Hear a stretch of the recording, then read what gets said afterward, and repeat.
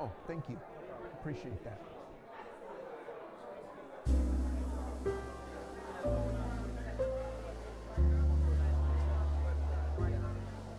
Yes, sir. Yes, sir.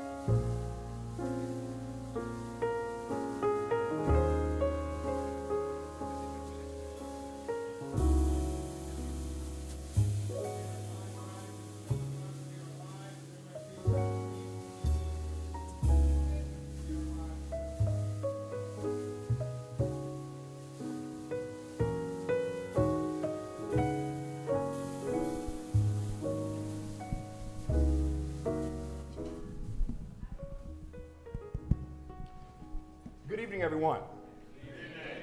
Let's try that again. Good evening, everyone. Good evening. Very good. Now you sound like black folk. All right, now we're cooking with fish grease now. My name is Tavis Smiley, and I want to start by welcoming you to this gathering.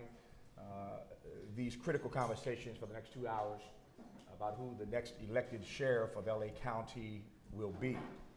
I don't need to explain to any of you in this room, as evidenced by your presence, again, how important, how critical this election is.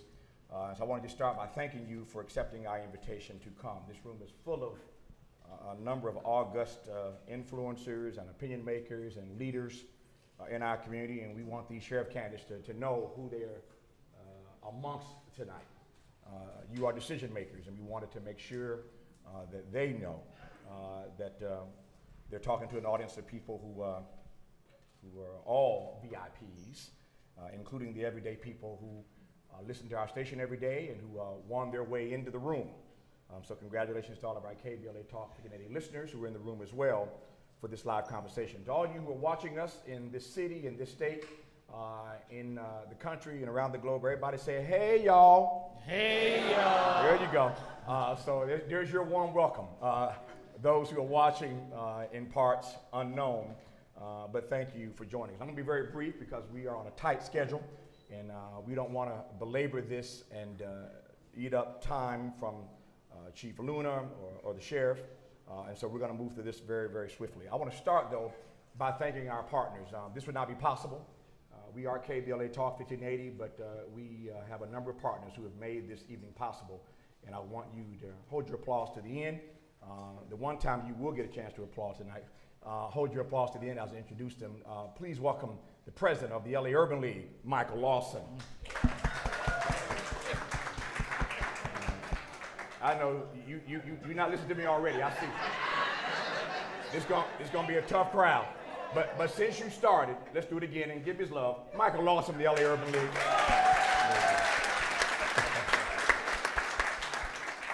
Pastor William Smart, SCLC, Southern California.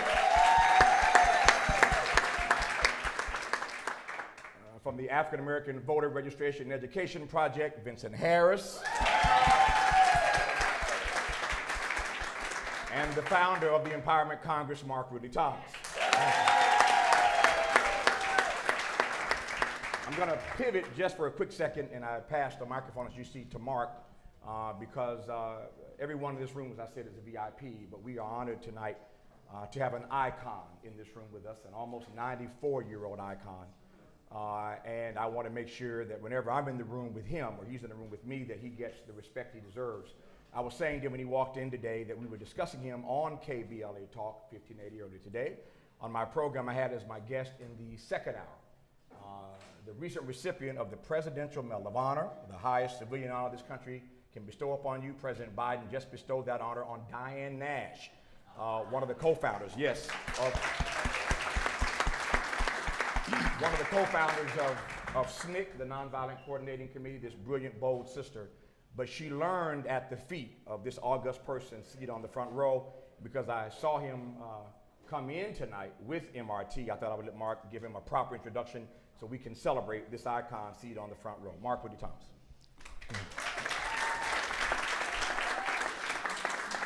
Well, thank you very kindly. I take this opportunity to give respect where respect is due. Tavis makes reference to Diane Nash. Diane Nash is a student, a mentee of the one and only J.M. Lawson Jr., and he's in the house.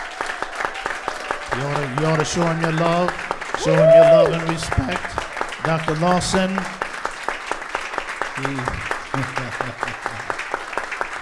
teacher, preacher, practitioner. And we honor you, sir, with all the respect that is due. And may I simply and quickly say that Pastor Lawson, Professor Lawson, will be 94 years old on this coming September 22nd. And so, there you go. And so while I'm here, we should never lose the opportunity to respect those who helped us get to where we are. Am I right about that? Amen. And he is one. And so, Tavis, thank you very kindly, and I think we ought to turn the mic back to Tavis and give him a huge round of applause. KBLA is in the house. Thank you, sir.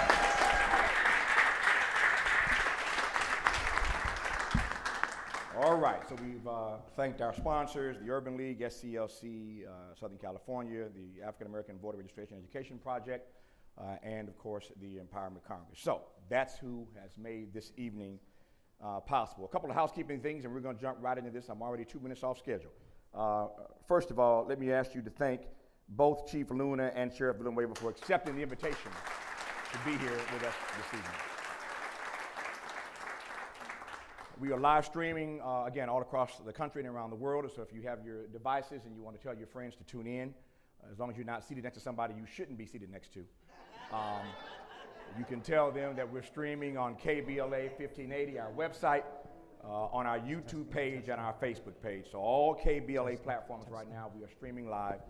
So anyone who is texting you or you want to text to let them know how to see this live for the next 2 hours, KBLA 1580, our YouTube channel and our Facebook page is where they can watch the live stream at this moment. This is a bit unorthodox. Because we are talk radio, we want this evening to be conversational. So unlike most debates or forums, we're not giving a time limit. They don't have a minute to respond to this or a minute to respond to that, but y'all know this is what I do every day, right? So I told both the sheriff and the chief, this ain't the U.S. Senate. You start filibustering, I ain't Mitch McConnell and I ain't Chuck Schumer, I'll cut you off. So there will be no filibustering tonight. We want to give them ample time. Each has an hour tonight to present in his own way, and so we're not going to time them. But again, because I do this every day, as do my colleagues, we know when people start being repetitive and start drilling down on talking points and trying to eat up the time. Again, if I cut you off and jump in and say, let's move, that's what I mean with all due respect, let's move. So again, no time limit, but also no filibustering. Let me also say that we want to be clear, and we are all adults, and we're all, again, very important people, so please abide by this, because I don't want to clown you on national television, as it were. No applause, no heckling. This is a conversation, and we want to hear from the candidates. If we'd wanted to fight, I would have put them on stage at the same time. The chief is going to have the first hour, and the sheriff will have the second hour, and we believe that we can get a lot more out of this conversation when they're not talking over each other or arguing with each other. And because, again, we're talk radio, we want to be clear. We want the audience to hear what each candidate has to say. So please, no applause, no heckling, no outburst. And if you get funky, I'll get clownish with you. So let's not do that. Having said that, because I know you're black, you can't applaud and you can't heckle, but you can roll your eyes all you want to. Sisters, you can roll your neck all you want to, but no sucking your teeth. How about that? You can roll your eyes and roll your neck, but I don't want to hear you sucking your teeth. I do want to make sure, again, that we are respectful of both candidates and we give them a chance to be heard. So let's not heckle, let's not applaud, let's listen to what they have to say. That said, let me introduce very quickly my colleagues from KBLA Talk 1580 who will serve as interlocutors tonight. I'll ask a question, they'll ask a question, and we'll make this thing move very swiftly. She is the host of First Things First on KBLA Talk 1580. Please welcome Dominique DePrima.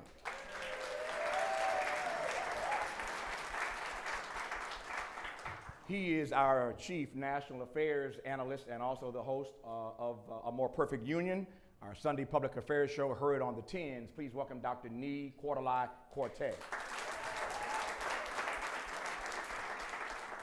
She is a brilliant attorney and the host of Legal Lens, heard Saturdays and Sundays on our station. Please welcome attorney Angela Raddock Wright.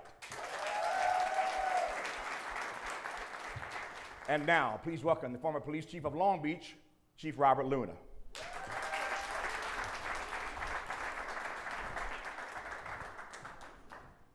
Chief Luna, it's good to have you here. Thank you for accepting our invitation. We're ready to roll and get this conversation started. Let me offer the first question, and I will ask this question of your opponent as well, to give you sort of an opening statement, as it were. Very simply, why are you running for sheriff of Los Angeles County? I'm running for sheriff of LA County, one, simply because I care. I am a man of faith, and I believe there's a higher calling. And with my 36 years of service in Long Beach, my service wasn't done. And As the last year specifically went down, and multiple people were asking me to jump into this race, I thought about it very hard. Never campaigned, kind of a scary thing to do.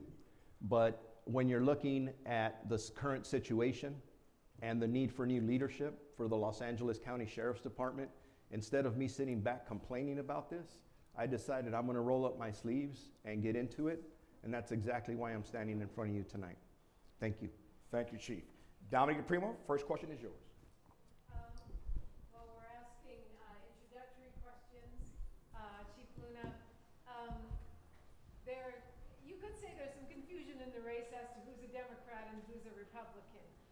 You were previously a Republican. Why did you switch? What affiliation would you consider yourself now? I am a Democrat. I am a Democrat today.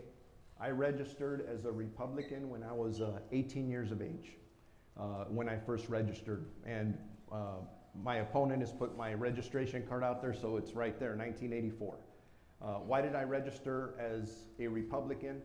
I wanted to be a police officer from a very early age.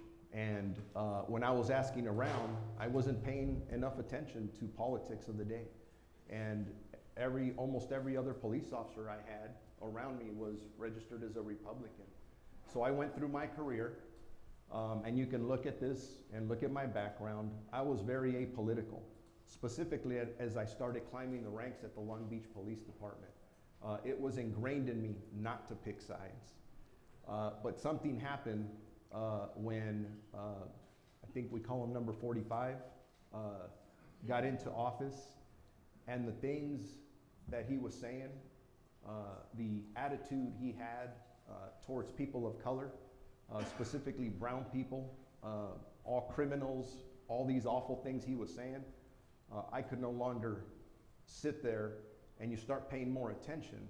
And then as time goes on, it was, I'm not doing this anymore. And that's why I switched parties, and I'm very happy to. And I'd just like to add one other thing. If you look at somebody's party affiliation, there may be an R, a D, or an I next to their name. But what I urge all of you to do is look at that individual's work history and how their values get carried out. You can't hide that. I would challenge each and every one of you to look at who I am, what I've done, and specifically when I was the chief of police in Long Beach for the 7 years, how I interacted with my community and how I interacted to make things better. And then you decide what party affiliation I am and have been. Thank you.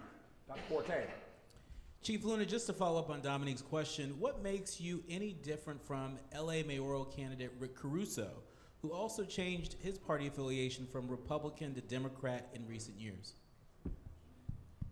I personally haven't followed Mr. Caruso's political career. I mean, I hear things, and I understand he has switched back and forth. I don't believe Mr. Caruso has served in public life the way I have, where my professional life and my personal life has been in front of everybody to see, for the world to see. So again, I don't follow his background. I just know who I am and what I represent and where I come from. And I can tell you this, and a lot of you in this room know me. You can work with me. I listen. I want to work hand in hand with people. I care. I care about democratic values. That's what makes me different. Let me, from time to time as moderator, I'll jump in here and there and try to offer some quick follow-ups.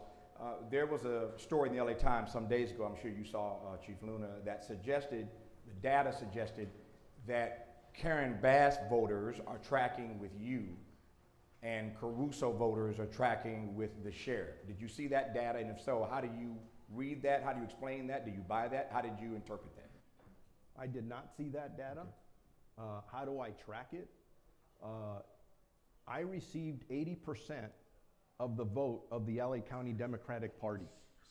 I have gone through a variety of interviews, a variety of Democratic clubs throughout the entire county of Los Angeles, and the majority of those clubs are endorsing me. There's a reason for that. They're looking at my background, they're looking at my performance, and they're looking at my opponents and my opponent's background. And it was so simple to see what choice to make, and that's why I got 80% of the vote and he got 10% of the vote. Angela Radakwa. Luna, thank you so much for being here.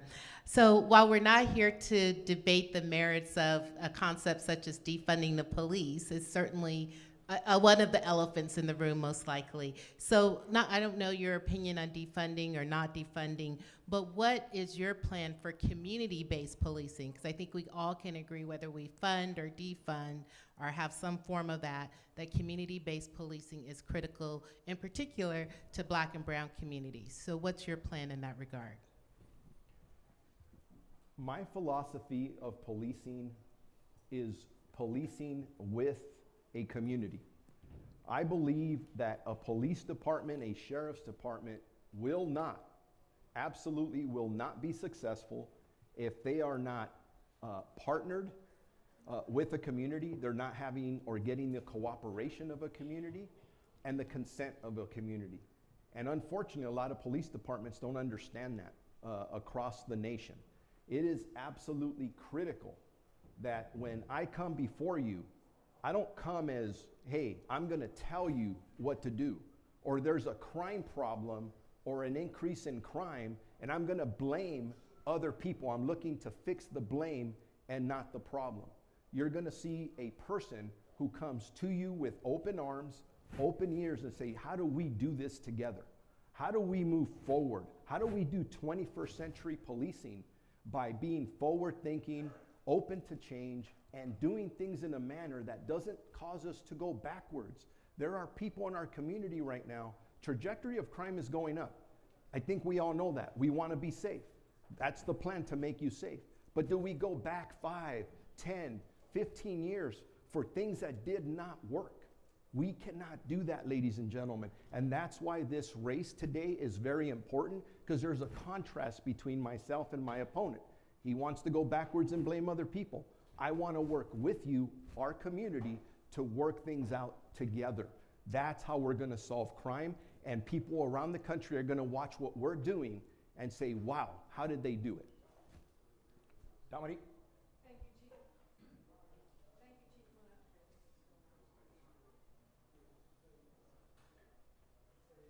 Luna. Thank you, Chief Luna.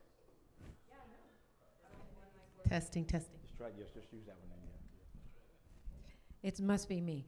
Thank you, Chief Luna. You have roots in East Los Angeles, even though you're known as the chief of police for Long Beach. And one of the problems that has plagued the sheriff's department, according to many studies and information that's come out over the years, most recently Loyola Marymount, is the gang problem within the sheriff's department. East LA is one of those stations that's been flagged as a problem for this. Is it possible for an outsider to fix this problem, and how do you intend to do so? Is it possible for an outsider to fix this problem? Yes, and I'm the person who's going to fix it, period. One, you have to acknowledge first that there is a problem in the sheriff's department with gangs. It's well documented. We can't hide from it. You can't deny it. You can't try and call it a different name or try and get supervisors not to call it this. So one, you acknowledge it. Number two, you absolutely tell the public and the members of the sheriff's department that being in a gang is 100% unacceptable, period, exclamation point. And then from there, it's principled leadership. And what I mean by principled leadership is we have to remind all of us, and as I say this, the significant majority of the employees at the Los Angeles County Sheriff's Department are amazing people. I'm meeting so many of them, but there are a few who need to be dealt with.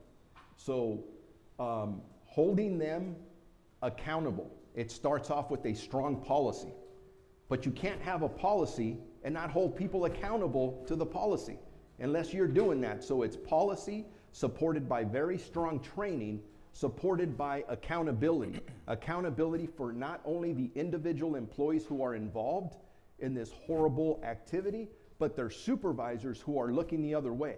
You have a supervisor looking the other way, then they don't need to be a supervisor. They may not even need to be employed. That's when you're laying the line that this will not occur. The other part of this that's very important is you need federal and state intervention. Whether it's the FBI, federal DOJ, state DOJ. And what about this concept? Cooperate with oversight. If you get a subpoena, you show up the way you're supposed to. That's how you start getting the public to start trusting the department and say, you know what, we have nothing to hide. FBI comes in, state DOJ comes in, you open every drawer, you pull back every curtain, and you say, this is what we've got. That's how you start turning the tide of what's going on. Because if we're talking about gangs and police in the same sentence, 100% unacceptable. There is one other small piece of this, which I think is just as critical. One of my priorities going into the Sheriff's Department is mental health care. We have to pay attention to the mental health care of all of our employees, not just sworn, our professional staff as well. Because a lot of this misconduct, I believe, is attributed to untreated PTSD. And in law enforcement, which I have ultimate respect for anybody who's been in law enforcement, man, the trauma that we suffer is amazing, and we don't pay attention to it. That's going to change with me as a sheriff. Chief Luna, let me ask you a quick follow-up on Dominique's question. You mentioned supervisors. Let me ask you specifically about the board of supervisors. One, what do you see, if elected, your relationship as, it relates to the board of supervisors, what do you see that relationship as, number one? You've sort of answered part of this. Will you cooperate with subpoenas and investigation? And to put a finer point on it, should the board of supervisors have the authority to fire the sheriff? Maintaining a relationship with the Board of Supervisors, in my opinion, is absolutely critical to every resident in Los Angeles County. The Board of Supervisors controls the budget for the LA County Sheriff's Department.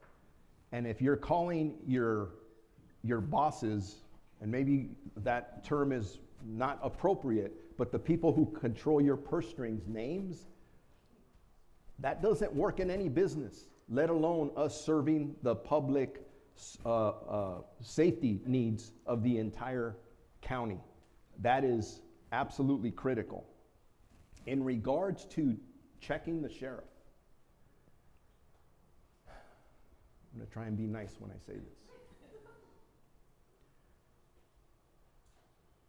If you look at the 5 county supervisors, which by the way, all 5 of them have endorsed me, because they know I'm going to work with them, not for them, but with them. And you have a rogue sheriff who is not holding himself or his employees accountable, who's not being transparent, who is ignoring oversight and ignoring subpoenas. What are the supervisors in their leadership roles supposed to do? That's why this is there. Do I like it? I do not. Do I want it to move forward? I do not. Because all you have to do is elect me, and you won't have the same problems. I want the voters to decide who the sheriff is. The sheriff that's in office now, the voters decided to put him in there. And we will see what will happen in November. And I don't believe the supervisor should have the power to remove the sheriff, because there are already things in place that can have him removed. But I'm going to end this part of the question is, in my wildest dreams, I cannot imagine standing before the community and saying, I'm going to ignore oversight, I'm going to ignore subpoenas, I'm going to ignore you, I'm going to behave the way I want to without anybody. But if it turns out that the Board of Supervisors are in fact by the voters granted that power, and you were to lose your mind and act a fool and have to be called on the carpet by the County Board of Supervisors and they fired you, you would abide by that even though you don't support the measure, yes? Yes. Okay. If that's the deal, I should be going. Okay. I should have no business being the sheriff of LA County. Fair enough. Dr. Cortez. Chief Luna, President Joe Biden recently laid out a $37 billion budget proposal for Congress to fund policing and crime prevention efforts across the country, a plan that would focus on hiring and retaining officers, intervention strategies, improving criminal justice systems, etc. The policing part of the plan includes nearly $13 billion to hire 100,000 officers over the next 5 years through the federal cops hiring program. The money would come in the form of grants and things, and it takes a page out of the 1994 crime initiative that Biden helped spearhead. Does the LA County Sheriff's Department, how does investing $13 billion to hire officers over the next 5 years make LA County safer for Black and brown residents, the mentally ill, and unhoused?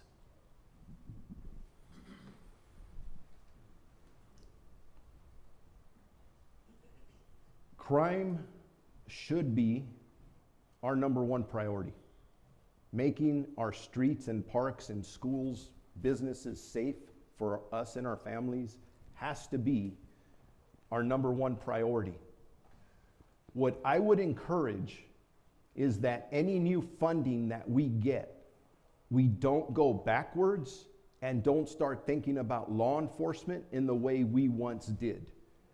I made the statement earlier that we have to think like a 21st century sheriff's department, which means we're forward thinking, we think out of the box, that we are strategic and appropriate on crime, that we are working with partners to make sure we're working on prevention programs, intervention programs, and instead of flooding neighborhoods like we have in the past, in Long Beach, we were able, during my tenure as chief, to reduce violent crime by 6.5% and reduce property crime by 10%. But the last several years we were there, instead of just flooding the streets with overtime in violent crime reporting districts, we were data driven and we started to pay officers overtime to get out of their vehicles and engage the community. No arrest, no citations, nothing of that sort. As a matter of fact, we weren't really looking at stats anymore. That's the old school way of doing policing. So any new funding has to be focused on a new way of thinking, which, by the way, does include alternative responses.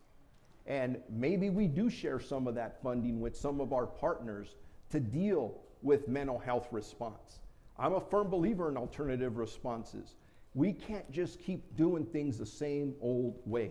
We have to deal with addiction and all these other challenges a different way. We also have to be creative with any new police officers coming on with recruiting, training, and hiring. We can't just look at the way we've trained police officers for the last decades and think that's okay. There is a new way of doing business, and we have to look at the best standards around the world and make sure that we're implementing that money. And honestly, if it's not working that way, then have the courage to even think about maybe giving some of that money back and taking a leadership role from the County of Los Angeles and saying, hey, how else can we spend this money if it's not being effective? Because how are we measuring our results? What I'm explaining to everybody is you've got to sit at a table, work with people in partnership, and at the end, if I'm in front of a crowd like this, I've got to ask you, ladies and gentlemen, how are we doing? Are we performing to the level that we should be? And if we're not, let's switch gears. Let's do it completely different. Chief, I'm sorry, please go ahead. Yeah. Just as a follow-up, when you talk about measuring results, in terms of accountability, Chief Luna, what more should LA County voters expect from the LA County Sheriff's Department in exchange for any additional investment in local law enforcement? I would love to work with federal DOJ or wherever that money's coming from, and why not, as part of the measurement for us using this funding, that if our officer-involved shootings are at a certain level, if our uses of force are at a certain level, if our recruitment isn't measuring up to the demographics of our community, and all of us in law enforcement have really struggled with that. We need fresh ideas, because we all, including myself, didn't do the job that I wanted to do. And if we're not performing to that level, we shouldn't get the money. We should not get the money. And that's the way you measure it. You want to motivate us? Put those measurements in place. not only crime reduction, but how we do it, how we measure the community's trust in their sheriff's department, which, by the way, includes custody as well. That's how we do it. Let me ask a quick follow-up before I go to Angela. I'm listening to Nee Quarterline's question about this $13 billion, and that money will allow law enforcement to do additional things, perhaps even better. But the flip side of that question, it seems to me, is whether or not you think there are certain things that sheriffs, police, law enforcement ought not be doing, period. We talked already about the homeless. We talked about the mentally ill. Tell us honestly whether or not you think there are services that we look to the sheriff's department to do that they really ain't got no business doing. I have been in law enforcement for 36 years, and I cannot tell all of you how many conversations I have heard from police officers saying, we shouldn't be handling that call. We shouldn't be going on that call. This is for somebody else to do. I absolutely believe that the whole system needs to be looked at in the way we respond to all calls for service. Obviously, you have your priority calls where you're dealing with violent crime, somebody with a gun, has to be evaluated. You have a call that somebody's in a mental health crisis. Why do we need police officers to respond to that? Maybe we do. That data has to be looked at. We did this in Long Beach before I left. We worked with our health department and fire department and our communication center, and we started a pilot program where we started to respond to mental health calls with a mental health expert and a clinician or a nurse. And that pilot program, in fairness, is still moving forward, but it needs to be analyzed, and we need to do our business in a completely different way. And at the end of the day, it's going to be all up to you. Are we doing better? Are we not? That's how we're going to evaluate things. But we have to be open to change. And we have to look at those kind of calls and any other calls that the police should not be responding to. Thank you. Angela? Chief Luna, building on that, we obviously, despite the many lives that have been lost in Los Angeles County, across the country, despite the many protests and folks speaking out against things like driving while black, biking while black, being black, and being pulled over by the sheriffs or law enforcement, and issues of unlawful stops and seizures and excessive force and police brutality, what is your plan for dealing with those issues? As I look around this room today, there are several attorneys who have active lawsuits currently against Los Angeles County Sheriff's Department for these issues, because despite what we know to be true, these things continue to happen. What is your plan to deal with these issues head on? I didn't mention this earlier, and I should have in my opening. You're looking at a man who wanted to be a police officer from an early age. And I think that's important for all of you to know this about me, that growing up in the unincorporated area of East Los Angeles, the police and the community didn't always see eye to eye. I grew up in the mid-'60s, late 60s. The Chicano moratorium was going on, anti-war protest. I remember seeing some god-awful things. But it did inspire me to become a police officer, not because I saw just the bad things, but I saw some good things. I saw that first sheriff in a uniform, and it was like, that's what I want to do. But as a young man growing up on my journey into law enforcement, I ended up on the hood of a sheriff's car face first on multiple occasions. So when you first ask me that question, before I always give my government response, I always say, I've been there, I've done that. So when I see stats that show the racial profiling that's been going on, especially with the RIPA data that's been coming out in the last 2 years, when I hear people trying to defend themselves and saying, you know what, we're not racist, we don't do that. But the stats show something completely different. And then I mix that up with my childhood experiences and what I experienced, and it's like something's going on. So what I did in Long Beach before I left, being the chief of police there, instead of just taking in, we don't do this, all these other things, we ended up putting an MOU together with the Center for Policing Equity. It's an organization. They've done work across the country, recently in the city of Berkeley in Northern California, and they come in, they analyze your data, they look at your training, and they look at your management practices. Because a lot of times, I gotta be honest with you, we blame the cop on the street in the car, and it's not always them. Council wants murders reduced. They want shootings reduced. Police chief says, aye, go out there and get them. We can't do that anymore. We have to look at data, and then we have to look at each community and work with the community to reduce crime together. That's how we get to reduce some of these numbers of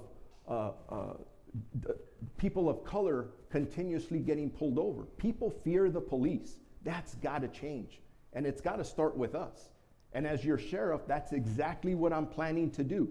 I want to look at the data, I want to challenge the culture, I want to challenge what we're doing, and start doing things different, and then share it with all of you. And then you give me your input. Is it working? Do you feel like you can drive down your street and you see a black and white and it's like, oh my God, are they gonna pull me over? Man, that's gotta stop, but also acknowledge it has happened. Because if I polled each and every one of you, you can all tell me a story about something that's happened to you. So I can't deny it. You gotta acknowledge a problem. If I could just throw out one other quick thing. I had one of my best commanders at the Long Beach Police Department, before he retired, put together a class on law enforcement history. And no, it wasn't just the history of law enforcement on its own. I wanted a class that taught our employees what was the history between law enforcement at the Long Beach Police Department and our African American community, Latino community, LGBTQ community. Only then can officers start understanding that, you know what? There has been a challenge in the past. This is why people look at me this way. This is why they fear me. And until we acknowledge that, we can't change it. And those are the first steps we have to take. It's much more than numbers. It's people. And I could tell you right now, there's a lot of people in here who have their own personal stories. I know I have one. Let me ask a quick follow-up before I yield to the gentle lady from First Things First on KBLA.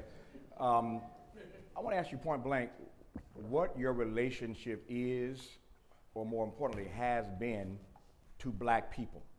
It's clear that however we vote in this election, we're going to have a Latinx sheriff. Ain't but two of y'all in the race at this point. So we're going to have a Latinx sheriff, and I'm curious as to what that means for black people. These phrases, people of color and BIPOC people, it's a beautiful thing, but I'm asking specifically, what has been your relationship to black folk? Did you have persons who were black that you elevated when you were sheriff? Tell me who was on your team. Tell me about Robert Luna and black folk specifically. Well, let me start off by saying that I believe my personal relationship and the relationship, whether it was a Long Beach Police Department and now I aspire to be the sheriff, it is absolutely critical that we have a good relationship. But again, acknowledging that we always haven't is very, very important. My personal relationship, many of my closest friends are black.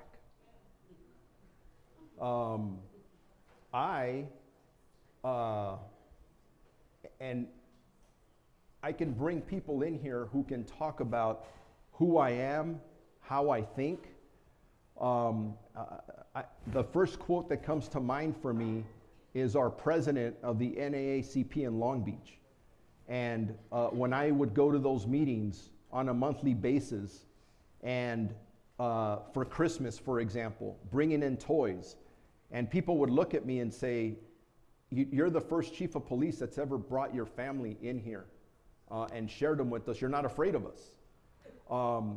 My son played high school football at Pauley High School, if those of you who are familiar with it. And I did have people saying, hey, you're sending your son to an inner city school. Yeah.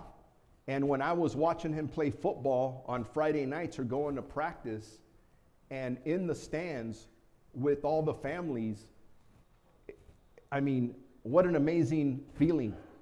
But again, getting back to the relationships, they are absolutely critical. But listening to people, listening to all of you becomes very, very important.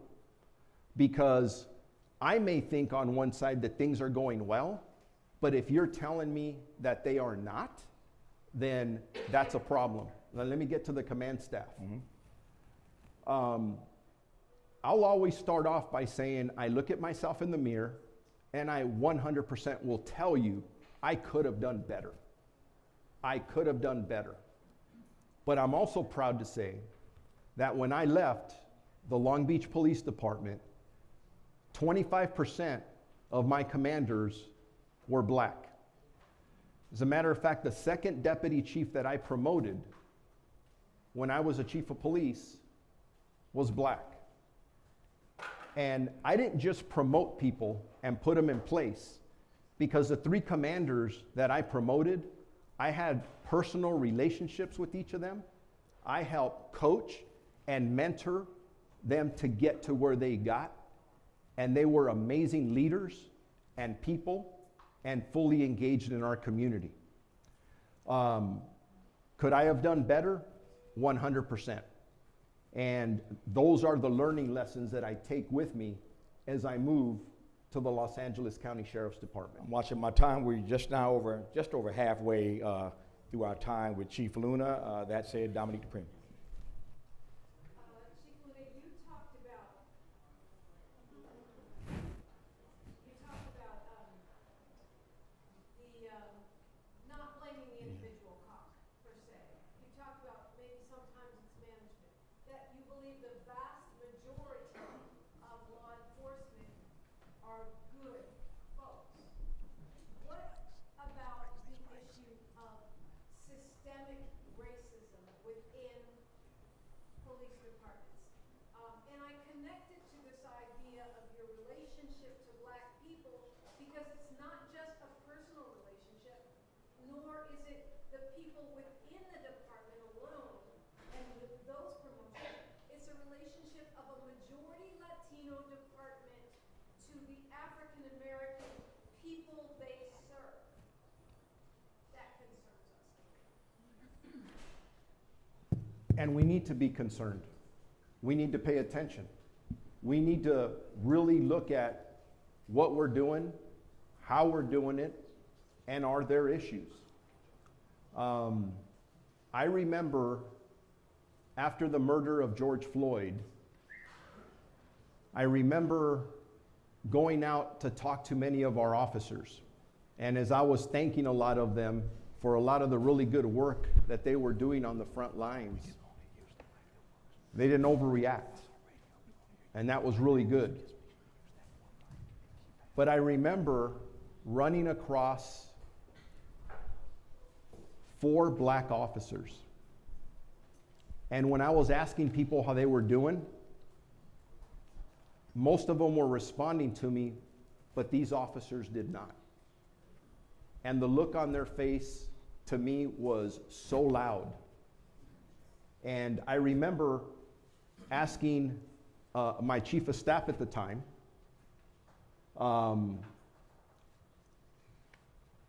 please bring the employees into me so we can have a conversation.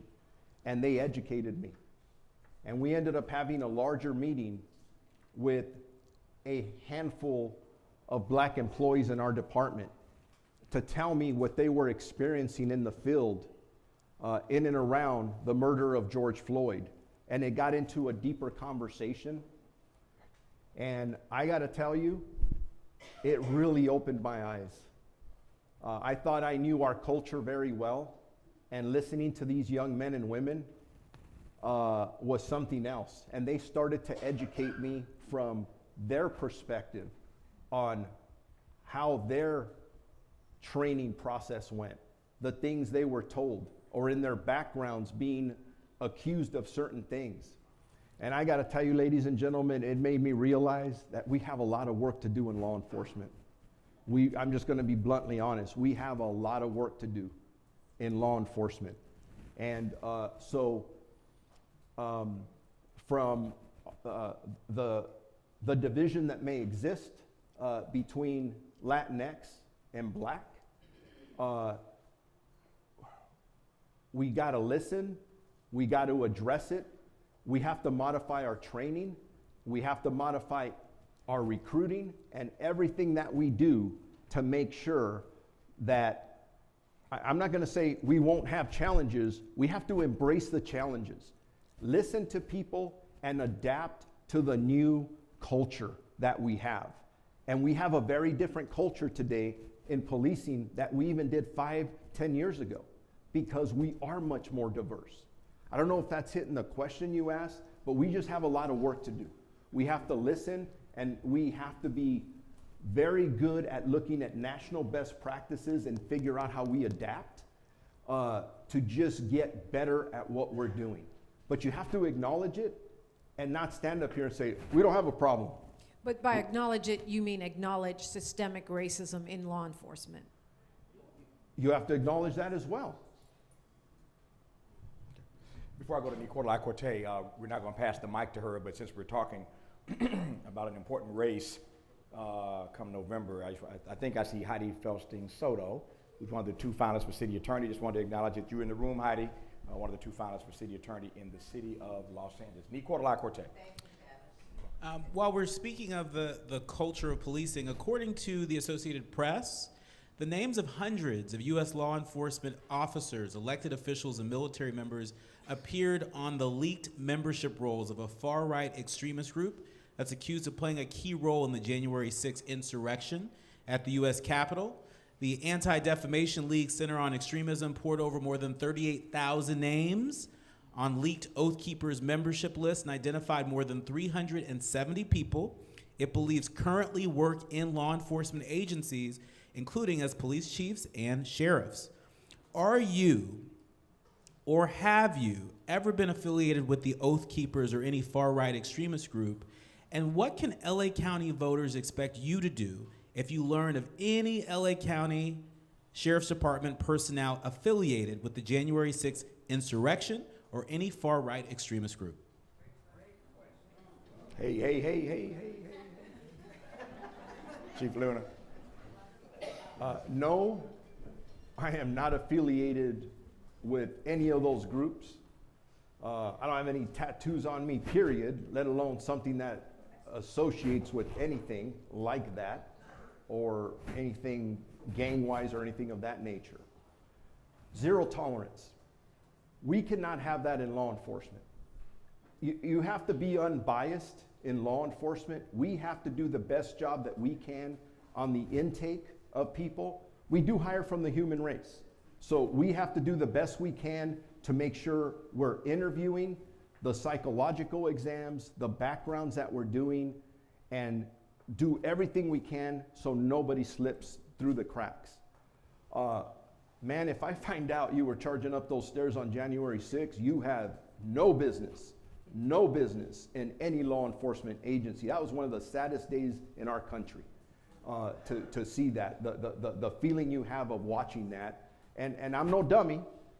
You look at the pictures and you see some individuals carrying flags with a blue stripe through it.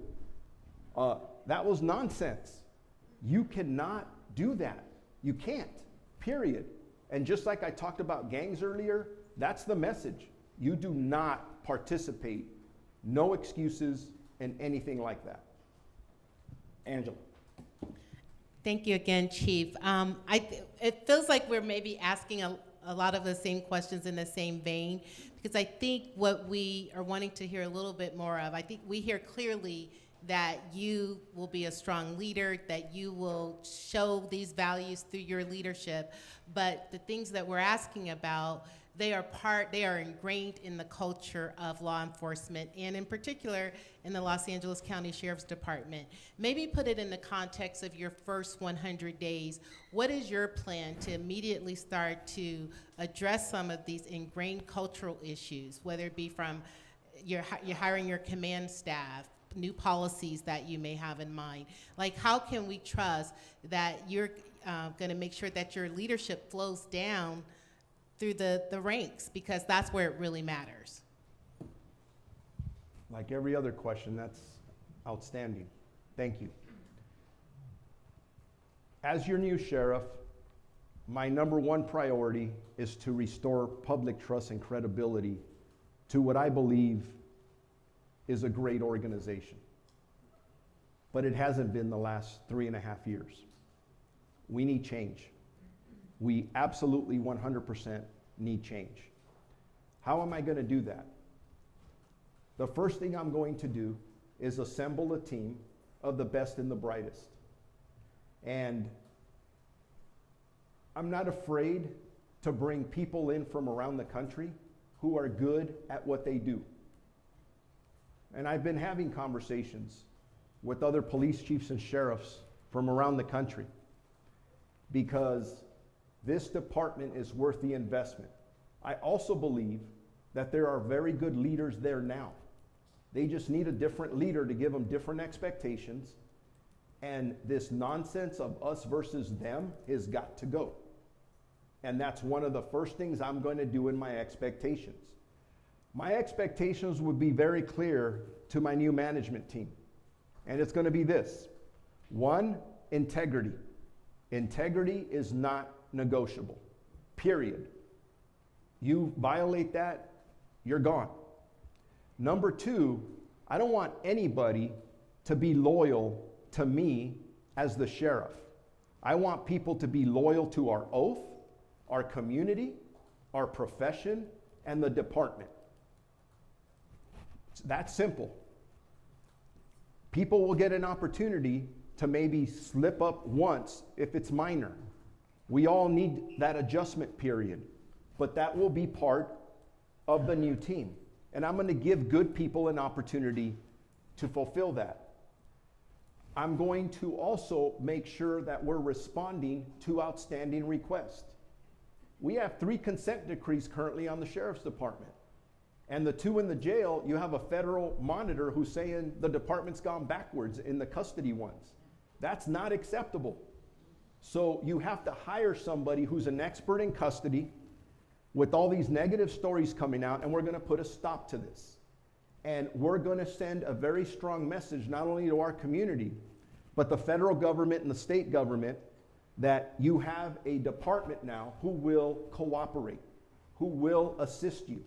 Every member of the department is going to hear that message very clearly and loudly. It's not us versus them. The world's not against us. We actually have to come back into the fold and get along with our community, the Board of Supervisors, oversight, the district attorney. I could give you a long list of people that we have to rebuild relationships. And by the way, that is absolutely one of the top priorities. We need to fix or repair all the damaged relationships that we have. And then there's one other thing, please, because I see that pen waving. Yeah, I'm waving, man. It's getting close. Yeah. I'm going to hire an independent entity that's going to come in and do a full assessment and audit on all the operations of the sheriff's department. How we recruit, how we hire, how we train, how we do IA investigations, how we do budgeting, from top to bottom. I want to see how everything's working, and I'm going to publish that. Everyone's going to see what's been going well and what hasn't, and what our plan is to fix it. And it's going to be the people that I put in place to do this, which includes not only law enforcement people from around the country, they may not even be sworn personnel. There may be civilian managers, maybe there's somebody in this room who's going to be darn good at doing this and make the sheriff's department the best sheriff's department in the country. We got about 10 minutes left with Chief Luna. Let me ask this question right quick before I again yield to Dominique. The flip side of Angela's question about what your agenda is for the first 100 days, things you want to correct, things you want to do better, what agenda you want to lay out. The flip side of that is this question, I think, which is, you're just talking amongst friends here, right? So tell me honestly, 1 or 2 mistakes that you can publicly admit that you made during your 7-year tenure as chief of the police department of Long Beach that you would never do again as county sheriff. Because if you're a leader, we're not human and divine, we're just human, right?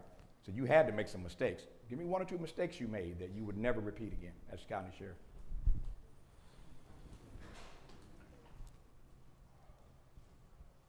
And I'm processing the question and thinking about it because I made mistakes. I faced adversity. Anytime you run a large police department, second largest in the county, you make mistakes. I remember one that comes to mind, and there's some, where there was a story about officers not wearing their mask when we gathered in a group like this. And I remember a deputy chief putting the meeting together, and the reason I was going into this meeting is to thank them for what they were doing for us, and then also tell them that they couldn't wear masks with an American flag with a blue stripe on it, because that was unacceptable. And I remember getting in there, and a lot of the officers didn't have masks.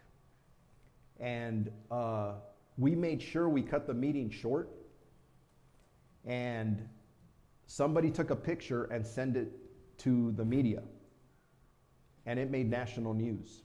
And it said, I forgot the terminology, super spreader event, they called it. And instead of blaming somebody, I remember seeing the information, and the first thing I did was say, I screwed up. That should not have happened. Did I put that together? I did not. Did I plan it that way? I did not. I never made an excuse.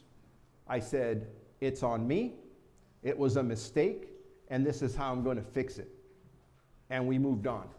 And every incident that I've ever had, instead of hiding from it, not taking responsibility for it, it is important that whoever you elect as your next sheriff can take responsibility for the actions of himself and his employees.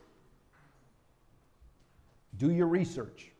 Look me up on mistakes that I may have made, the adversity I faced, and how I handled it. And then do the research on my opponent and how he handles and accepts responsibility and takes responsibility for his own actions. We got about 7 minutes late. We started shortly after the top of the hour, so about 7 minutes left to see if we can get another one or two questions in. Dominique Dupree. Chief Luna, accountability for law enforcement is not only with the Board of Supervisors, elected officials, it's also with the community. Long Beach Police, in Long Beach, according to policescorecard.org, African Americans were 3 times more likely to be killed by police than a white person in that city between 2013 and 2020. There was a recent report that came out from UCLA talking about how black and brown men that are dying inside the sheriff's jurisdiction prisons are being classified as natural deaths to cover up beatings that are taking place. I've interviewed many families of people who have had their loved ones killed by sheriff's deputies, and they don't hear back. They don't get accountability from the department. Many times those families are actually harassed by the same deputies. So how can we increase the accountability and transparency between the department and the community, particularly those who are impacted in the worst possible way, which is having a loved one killed by law enforcement? Number one, hold me accountable. I stand before you. It won't be the last time I stand before you. Hold me accountable. Do not allow me to run away. Do not allow me to, hey, look at this shiny object over here. I need to provide you information. I need to provide you reports and stats. I need to allow people into our custody facilities to make sure that we are doing exactly what we're supposed to be doing. To have somebody die in our custody, I take responsibility for anybody that goes into our custody. It is our obligation, our moral obligation, to make sure that we're treating people with dignity, that we have a reverence for anybody's life who comes in. So we have to do whatever we do. We have to bring experts in. We have to make sure that the information is public. All you have to do is look at the consent decrees that are out there, and it talks about the lack of accountability, the lack of management practices. There's a whole list of things that we're not doing a good job on right now. That has to be fixed. It's not negotiable. Regarding the scorecard, the first part of your question, if you look at the stats in Long Beach, when I first came in, they were not acceptable. I threw out a stat earlier that over my tenure as chief of police, that I reduced officer-involved shootings by 50% and reduced uses of force by 28%. The way we did that was to focus on our training, our policies, and a really strong feeling of accountability. And let me just give you a quick example. In a shooting, there's 3 phases you should be looking at in an officer-involved shooting. You should be looking at pre-shooting conduct, the shooting itself, and then post-shooting conduct. What we did in Long Beach to start turning the tide is we started looking at the pre-shooting conduct. Did you have a legal right to stop the individual? What were your tactics like when you started to approach a situation? And if you caused the shooting by your poor tactics, then you were going to be held accountable, even before we got to the actual shooting. That's how you start turning a culture around. That's how you start turning those stats. And if you look at the score card stats, I don't run away from those. I embrace them. I don't let other members of the department say we're going to make excuses to ignore them. We see them, and then we look at where they were then and where we are now. Because I have to acknowledge, even with our employees, hey, we're doing a better job. But the goal is reducing shootings by 50% is not the goal. It's zero. It's zero. That's where we want to get to someday. Nicola, if you have a pithy question. Sure. One last thing. Sure. Mr. Luna, Representative Karen Bass said her home was broken into Friday night and 2 firearms were stolen. The Congresswoman issued a statement on Saturday saying it appears only the 2 firearms were stolen despite being safely and securely stored. Details around the burglary were not immediately released by police, though Bass said LAPD was called. So far, the LA Police Union has spent over $4 million on its anti-Karen Bass campaign. Do you think it's appropriate for LAPD to be leading this investigation less than 100 days out from the election for a Los Angeles mayor when they clearly don't support her? I think that's a very good question, and it has to be evaluated. I personally know Mike Moore. That man is, and I think a lot of you in here know him, a man of integrity. But it's a legitimate question and concern to say, should they be doing it? Should an outside entity be doing that? For me, I just turn it over to me and sheriff, and something happens in my jurisdiction. My top priority next to reducing crime is increasing public trust. If there is a way that we can turn it over, whether it's the Department of Justice or another agency, competent agency, then for me, as the sheriff, I would do that. I'm not going to speak for Mike Moore. Like I said, I have a lot of respect for him. He's a man of integrity, and I don't know enough about it to comment on it. I think that would be unfair. And that's how you do it. Please thank Chief Luna for joining us. Chief Luna, Chief, on behalf of KBLA Talk 1580 and the Empowerment Congress and the Southern Christian Leadership Conference, Southern California, the African American Voter Registration Education Project, and of course the LA Urban League, we want to thank you for accepting our invitation.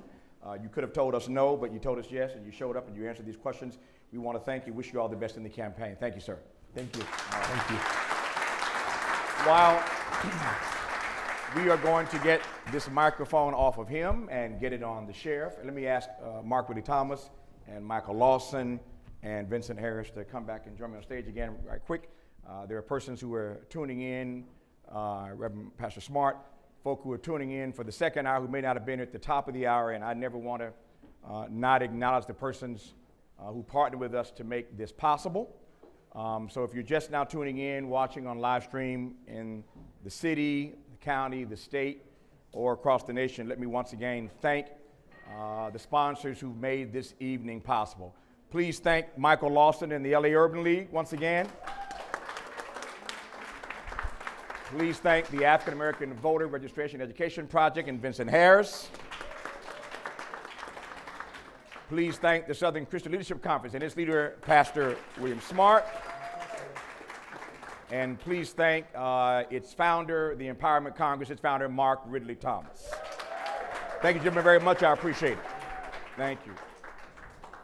So, we are, for those who are watching on the live stream, we are putting a microphone on Sheriff Villanueva, and the minute that he is mic'd and ready to go, we will commence the final hour of this public safety forum featuring the two candidates for sheriff in Los Angeles County. Thank you, Dominique and Nicola and Angela, for great questions the first hour. And we are ready to go in just a moment. Is that what that button's for?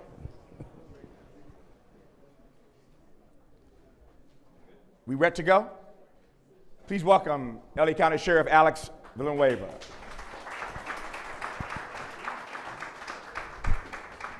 Sheriff, we start this conversation with you with the same question that we put to Chief Luna. We asked him why he was running. We'll alter that question just a bit for you. Why are you running for re-election to Sheriff of Los Angeles County? Well, 4 years ago, when I shocked the political world, I ran on reforming, rebuilding, and restoring the Sheriff's Department. In 4 years, I can say we've accomplished that. However, the challenges have shifted now. Now we have a bigger challenge. And my goal at running for re-election is really simple. I want to make LA livable again. Plain and simple. All right.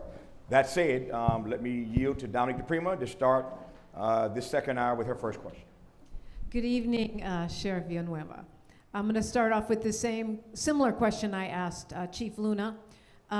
You are a Democrat, but yet many of the things that we hear you say and the venues that you speak out in have a MAGA flavor to them. Do you still consider yourself a Democrat? And if so, explain that. Talk about that. Well, I can tell you this. I've been a lifelong Democrat. I've never changed parties to run for political office or to give the appearance or pander for to gain favor with electorate. I've been, since day one, I've supported all the democratic values, and in fact, Democrats, JFK, FDR, those are the people I consider to be the true people that support the values of the Democratic Party. They dreamed big, planned big, executed big, and met huge challenges of their day. What the Democratic Party today has devolved to, unfortunately, is not the party of JFK and FDR. We need to get back to that because we're facing similarly large challenges. Not putting a man on the moon, but getting someone off the street and into shelter, getting someone into help, someone who is dying. We're losing 5 people a day on the streets. I call that a challenge. Having 70,000 people homeless on the streets of LA County, that is a major challenge that we need to embrace and address as a community, everyone working together. And those are democratic values. And I know it's really easy to use the MAGA label for people you disagree with, but I just don't buy it at all. Understood, but when we hear about the war on wokeness, when we hear about the challenges to transparency, the big cowboy hats, the appearances on Fox News and right-wing talk radio, all those things, it's not just a label, it's a pattern of behavior that seems to describe a Republican. Well, actually, when I was at MSNBC regarding kicking ICE out of the jails, no one had made any comment about that. I got hate mail from the Trump White House because of my efforts with ICE. When I wear a large hat because I'm a 2-time survivor of skin cancer, it's actually by necessity, but people are ascribing some political message behind it. Not at all. So I would say this, when I talk about woke, I believe, and I'm defending people who describe the ideology as progressive, whatever word you want to use or you're comfortable with, that's great. But I've seen and I've experienced it up close and personal, the failures of city and county government to address the big challenges of our day is because no one else is allowed at the table. It is only one ideology. That is a major problem. Because if we cannot agree to disagree, we cannot be civil in our discourse, And we found out someone say who voted for Trump, or maybe a conservative, maybe a taxpayer, maybe a parent, or maybe a law enforcement officer may have a different opinion. That does not mean that they should be excluded from the conversation. There's too many people excluded from the conversation in LA, and that is a problem that we need to address. Let me ask real quick, if you, to your point about ideology, to your mind, Sheriff, is there a particular political ideology driving policing in this county right now? And if so, what ideology do you think that is? What are you critiquing? Well, actually, the ideology of today, I think we're on the right path, because in the past, it used to be this whole warrior mentality. I think civil rights attorney Connie Wright spoke very well about it, very eloquently, that we have to go from that warrior to the guardian mentality. But in terms of affecting the organizational culture change within the department, is moving away from that enforcement concept into the engagement concept, which means our main job is not counting how many arrests we made to prove how successful we are, but how many relationships we're building. That is the foundation of our success, because we're working together as a community united. And that's what my focus is, and that's the ideology. Do you think during your tenure you have built relationships with people of color, specifically African Americans, and so what evidence would you give of that? Oh, I can give you quite a few evidence of that. For one is we have 17% drop in lawsuits against the department. We've had a 31% drop in citizen complaints against the department. And when you consider we make 2.5 million contacts a year, that is an enormous moving of the needle. And it's done because we have body-worn cameras now. We have accountability measures. We've taken, I've done so many reforms that the list is very long, but some that impacts directly. For example, in deputy-involved shootings, now everything is available online so you can see for yourself the product. You can see the body-worn camera. You can see and read the district attorney's opinion. And I have fired people for using excessive force. Something in the past wouldn't happen. In fact, you'd have to wait for the district attorney to render a decision before we do an administrative investigation, and that could take 5, 6, 7 years. I actually found a way to leapfrog ahead and put the administrative investigation going at the same time as a criminal, and that's what happened for the case, for example, of Ryan Twyman, that directly impacts the African American community. One person was fired, one person was suspended without pay, and that was for a cause, and it was based on our actions. And we're going to continue doing the same thing when we meet the right criteria.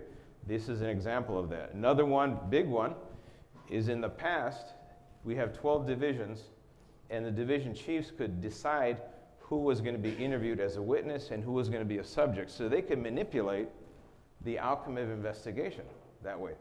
We ended that practice. We walled off our internal affairs so they're totally separate. They decide who's a witness, who's a subject, and it has to go through the undersheriff if someone wants to change their opinion. It has to be in writing.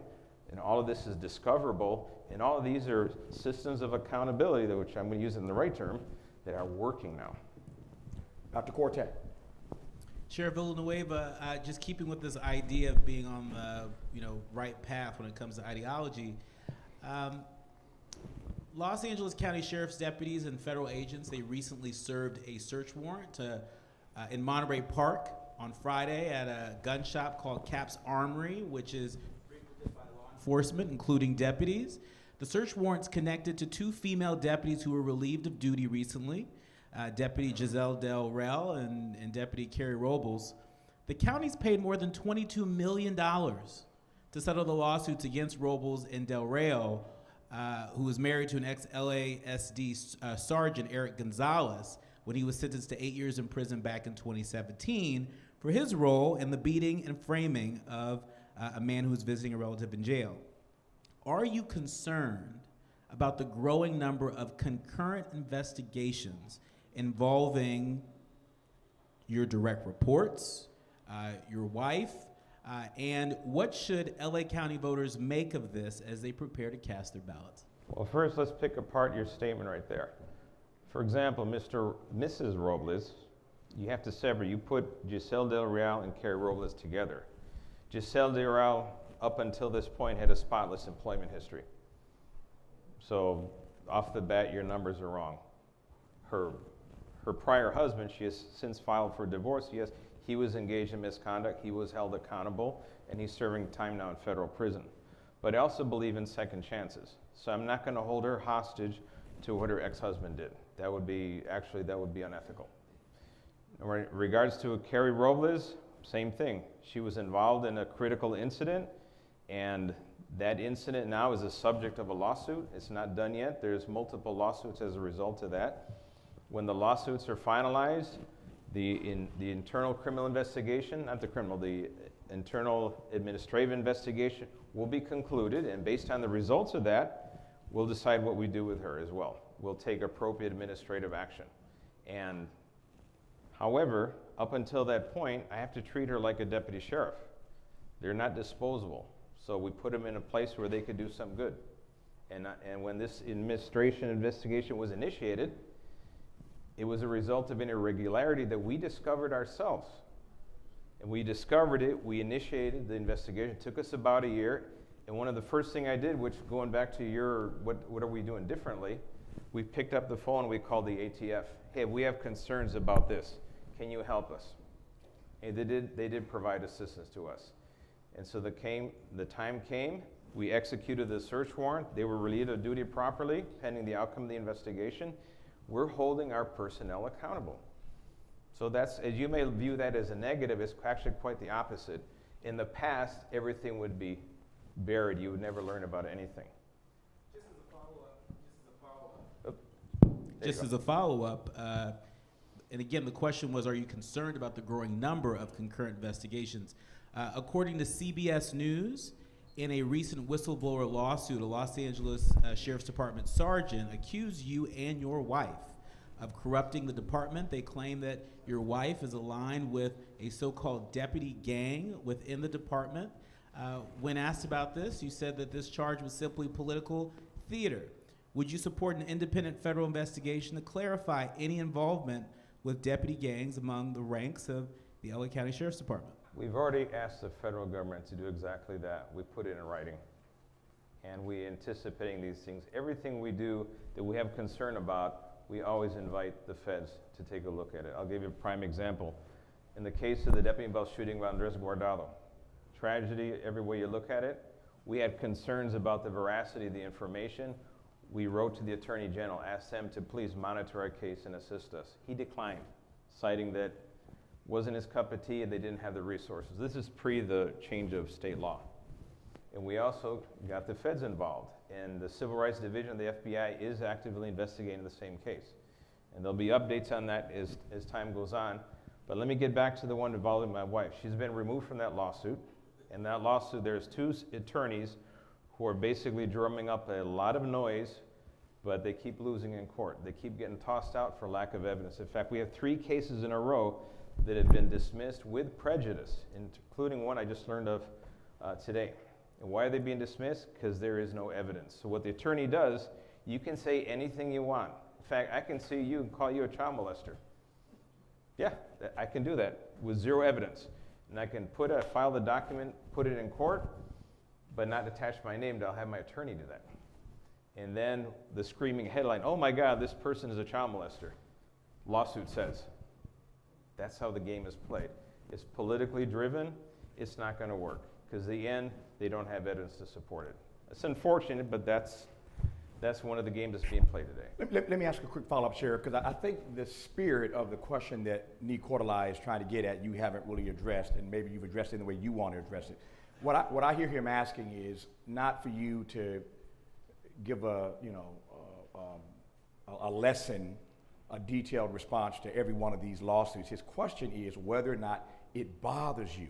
Does it concern you? Does it matter to you that on your watch there's been an increasing and exponentially greater number of investigations of this department? Does that bother? Does it matter to you at all? I will tell you this. Yeah.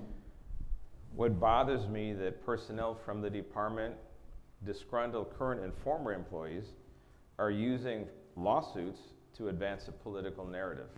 That bothers me because they're literally willing to trash the reputation of the entire organization and all the hardworking men and women to further, to basically gain financial. That does trouble me. But there's nothing about the behavior of your officers that has led to an increased investigation and lawsuits that troubles you or concerns you. But here's the problem. We have a 17% drop in lawsuits from the community against the department. We have a 36% drop in lawsuits from employees against the sheriff's department. We have a 39% drop in lawsuits from employees against the sheriff. That is the actual hard number. So what you think is an increase, no, what you're seeing is people publicizing a very small number of lawsuits. Okay. So it's actually the opposite of what you're thinking. Just wanted to ask you a question. Angela Reddock Wright. Thank you. Welcome, Sheriff. You kind of referenced that you believe that you have good positive relations with the Black communities, reductions in police-involved shootings, et cetera. One of the other indicators of a relationship and how that relationship is viewed with the Black community is around this issue of racial equity and response times. What is the department doing in terms of how it responds to calls from Black homes and Black families? Well, I can tell you this, our response times, when we compare Marina Del Rey Station, which includes Ladera Heights, Windsor Hills, the Waterside, and Century Station, Compton Station, everything that's in the basin, for emergency response, which is 911, we're averaging roughly 4 minutes or less on a response time. And when you get to Palmdale, Lancaster, Lost Hills, now obviously it gets a lot longer because everything is way far apart. There's some places in Palmdale, or for example, Lake Los Angeles, it could take us 45 minutes, lights and siren, hauling butt to get there. And it's just, in fact, we've had a helicopter pilot land his chopper so the observer could go out and help a deputy make an arrest that out in the desert. That's how far out it is. But in the basin, it's very quick. When it comes to priority calls, our standard is 20 minutes or less, but we're getting there in 10 minutes or less. When it comes to report calls, the standard is 60 minutes. And the challenge, though, is that we're missing almost 30% of our patrol staff. They're gone. Between the hiring freeze, the defunding, all of the 23 patrol stations that are here in LA County, plus the 24th, which is Avalon, they just don't have enough people.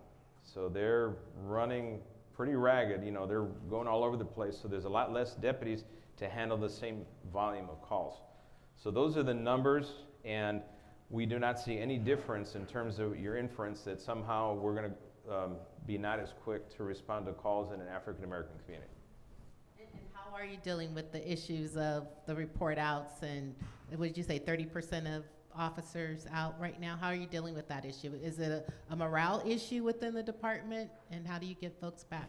Actually, the hiring freeze imposed by the board since 2020-21 fiscal year budget, that in the year 2019 we hired 1,100 deputies. In the year 2020 we hired about 500 the first 6 months, and then that's when the hiring freeze was imposed. And from that point forward, we had a huge number of applications in the process, in the hopper, so to speak. And of course, we can't hire them, so they go on with their lives somewhere else. That has hurt us, so we're trying to rebuild it, and we'll get there.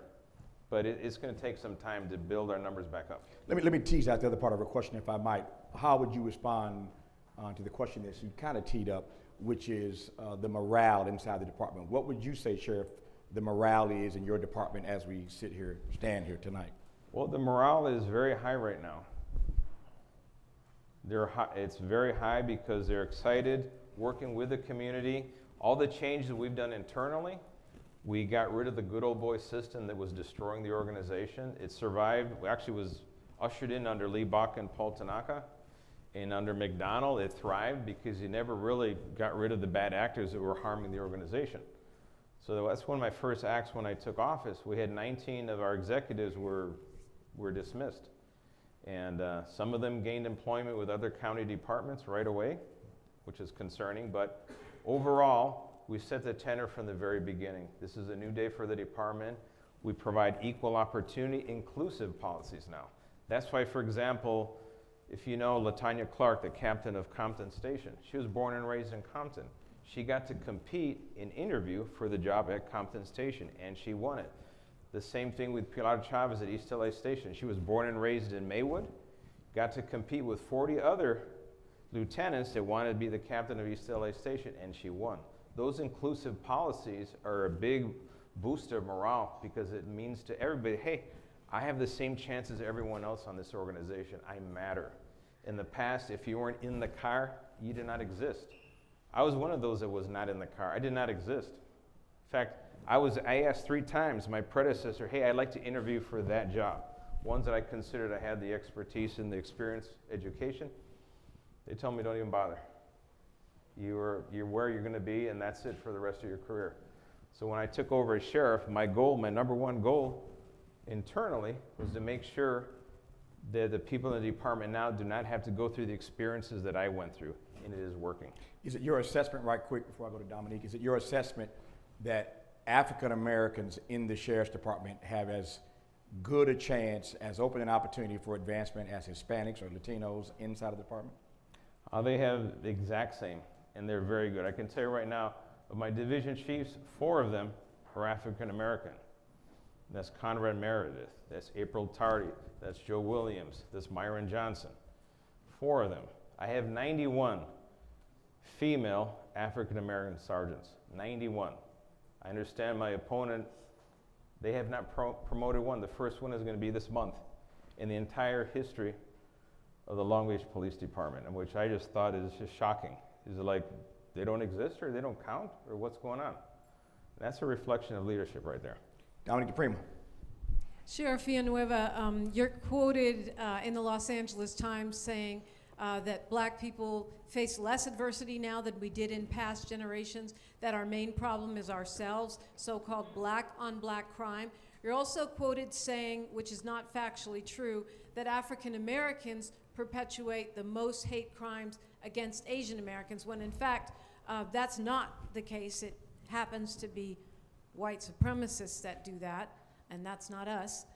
So the question is, when I'm reading this, and just from other off-the-cuff comments that I've heard you make, it sounds like there is an issue in your perception of African Americans as a community. And I want you to address that. If that's wrong, please help me understand why I'm misinterpreting what you're saying. Well, one is you're quoted in the LA Times. Right there, you lost a lot of people. All right, they are not exactly a paragon of virtue and accuracy. And I'll tell you They're this. a fact-based newspaper for the most part. They're not perfect, but they're a fact-based newspaper. And one last thing, though, to that question, though, but let's just do this before we move forward. The quote that Dominique just referred to, did you make that quote, that statement to the LA Times, yes or no? The part about the Asian and the African, no, I did not make that quote. So the LA Times misquoted you in that Yes, print? Okay. definitely. All right, go ahead, sir. I'm sorry. But I will tell you this.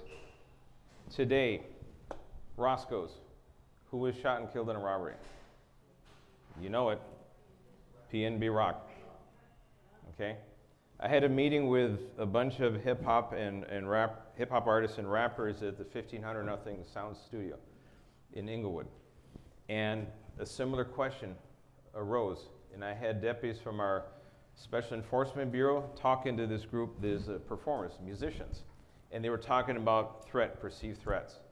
And I made the simple observation that I want everyone in this room to have the life expectancy of the musicians in the Philharmonic. Can we achieve that? And then that kind of put it into perspective. But the question is about your perception of African Americans. If our problem is not the conditions of our community, the systemic racism, the economic challenges and obstacles, but actually the fact that we prey upon each other, when in fact the data seem to show that Latino people kill Latino people, white people kill white people, Asian people kill Asian people. So it seems that we are being pathologized in your analysis, and I wonder if you could address that. I wouldn't call that pathologizing. I would call that the numbers themselves, they speak for themselves. If you go to the FBI, UCR statistics, there's an overrepresentation as both victims and suspect in crime in the African American community, to a lesser degree in the Latino community. And then when you get to the white and the Asians fall off the map. So the question is, if the African American community is as both suspect and victim, overrepresented in the criminal justice system, I think that's an issue we need to address. How can we address it as a community, as a whole? If we try to dance around it and pretend somehow that's not true, I don't think we're doing a service to anyone in that regard. And I'm devoted as a sheriff to keep everyone alive. It's a simple mission for me. I want everyone to survive. I want every kid to grow up in every one of our communities, have a healthy environment where they can go to school, family can raise their children, they can have a thriving business, and these kids go on to move on to contribute to society. That is my goal, but there's a lot of things in the way to that goal. And by trying to pit one person versus another or ideology, it's not going to get us to where we need to be. Sheriff, let me ask you right before Nicola jumps in. You're talking to a room of primarily African Americans, not exclusively. We're live streaming this on all of our socials, on our station.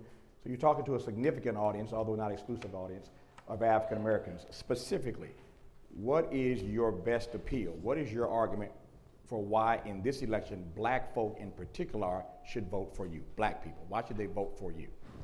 Well, I can make a very simple argument. When I have 5 people a day are dying in the streets of LA, they die for 2 primary reasons: drug overdose or a treatable medical condition that is never treated. That's how they die, 5 a day. That's 1,600 a year, like clockwork. Coroner is very busy. And how many of those people are African American? Way too many. So the point is, my focus is homelessness and violent crime. The twin devils that are the big problem in the African American, Latino community, and everything I do, everything the organization is focused on doing and working in collaboration with county government, with all the community leaders, the activists, down to the neighborhood watch, block by block, everything is devoted to those 2 issues. And my goal is to see the numbers drop massively, and we can. The thing that's been missing this entire time is political will. You tell me you spend $6.5 billion over 10 years and you see the homeless crisis double in size? Guess who died as a result of that? It wasn't people that look like me. That's a tragedy. It shouldn't be that way. But I don't know, we got in the political system we have set up between county and city government where no one is ever wrong and everybody points fingers at everybody else. How about let's just figure out what we can do, work together, shoulder to shoulder, let's make it happen. Let's build that shelter capacity. Let's build those mental treatment beds, substance abuse beds. Why are we not building them right now? The money is there. Where is that political will? Speaking of political, I'm sorry, Nicola, 1 second. Speaking of political will, your opponent, Mr. Chief Luna, who was here earlier, obviously, made the statement that every member of the current Board of Supervisors has endorsed him over you in this race. I hear your indictment now of their lack of or political will. Why do you think that every member of the board endorsed your opponent, and what do you make of that? How do you read that? Well, I take that as a sound endorsement of my candidacy by the people of Los Angeles County right there. Because the political establishment, they recruit their own. They groom their own to fit right in, and oh, he's gonna fit right in. Absolutely nothing is gonna happen, which would be the biggest tragedy right there.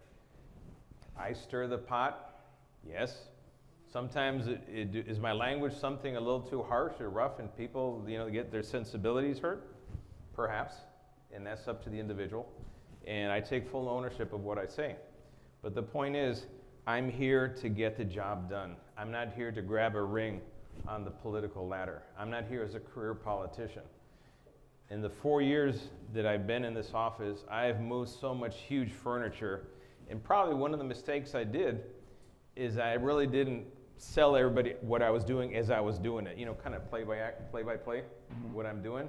But the fact is, we've done major improvements internally to the organization where we built up the capacity.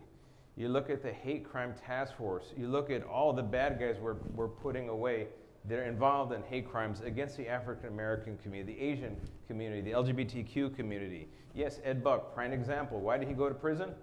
Because we investigated, we took it seriously. Those are small examples. And I'm pretty sure you heard all kinds of things from Mr. Luna, but you probably heard nothing whatsoever from him. Probably not a single policy proposal.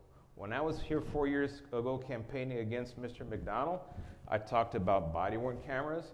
I talked about ICE out of the jails. I talked about inclusive employment and promotional practices. I talked about community policing and get 4 years of patrol from each deputy working in a patrol assignment. Concrete proposals that they implemented, and they work. That is the difference. I want to get to Nicola line 1 second. Since you went there, I want to just follow you right quick though. Since you acknowledge, and I'm just paraphrasing, that you can be a bit of a bull in a china shop, the way you do things. Your language, by your own admission, doesn't always sit so well with people. Do you think in these past 4 years you could have gotten more done with the supervisors and on behalf of the fellow citizens in this county had you attempted to change your style, or do you think your style is your style? Do you think your style works? Well, the board hired a law firm to sue me my first month in office. I'm not too sure how much I was going to get out of that group by that. But setting aside the board of supervisors, the community at large, I think I could have done things in a little bit different order or delayed some things to build up some credibility. Because here I am naive walking in. I spent 32 years speaking truth to power, doing the right thing always, to the point that they nicknamed me Flecha, which means arrow in Spanish in East LA. So people knew that I didn't mess around. So walking into this job as sheriff, I thought, okay, people understand that I don't mess around. If I say, the sky is blue, the sky is blue. And no, I discovered that no, I had zero credit. Oh, not zero, but not a whole lot of credibility. And the politicians, the professional politicians, sees that as an opportunity. Let's brand him. Let's brand him this. Let's brand him that. But they weren't busy doing is how do we help him succeed? How can we work together? And I think the new board that's going to sit come December is going to be that board that's going to work with me. Because I already have 2 of the 5 I'm pretty sure on. And let's see who comes out of the 3rd district. But all it takes is a majority of 3, and it's a whole new ballgame. Dr. Corte, I'm sorry. For our listeners and viewers across the country, they may not realize this, but the Los Angeles County Sheriff's Department is the largest sheriff's department in the world, with approximately 18,000 employees. Sheriff Villanueva, you have reiterated claims that a hiring freeze and funding cuts are hurting communities by creating a staffing shortage of about 2,400 folks, despite 2022-2023 recommended budget at about $3.6 billion plus $143 million set aside. Should the department be reorganized to operate more efficiently with the staffing it already has before hiring more? Well, I'll tell you this. In 2019, when I took over, or end of 2018, our actual number of positions budget was 18,300. With a stroke of a pen, the board took away 1,281 positions. When they imposed the hiring freeze, I lost another 1,030 odd. So that's the 2,200 plus number that you're looking at right there. And so now, and then on top of that, you take out people that are relieved of duty, it's about 130 or so. You take out people that are off long-term injuries, illnesses, and people on workers' compensation claims. Now we're down to less than 15,000.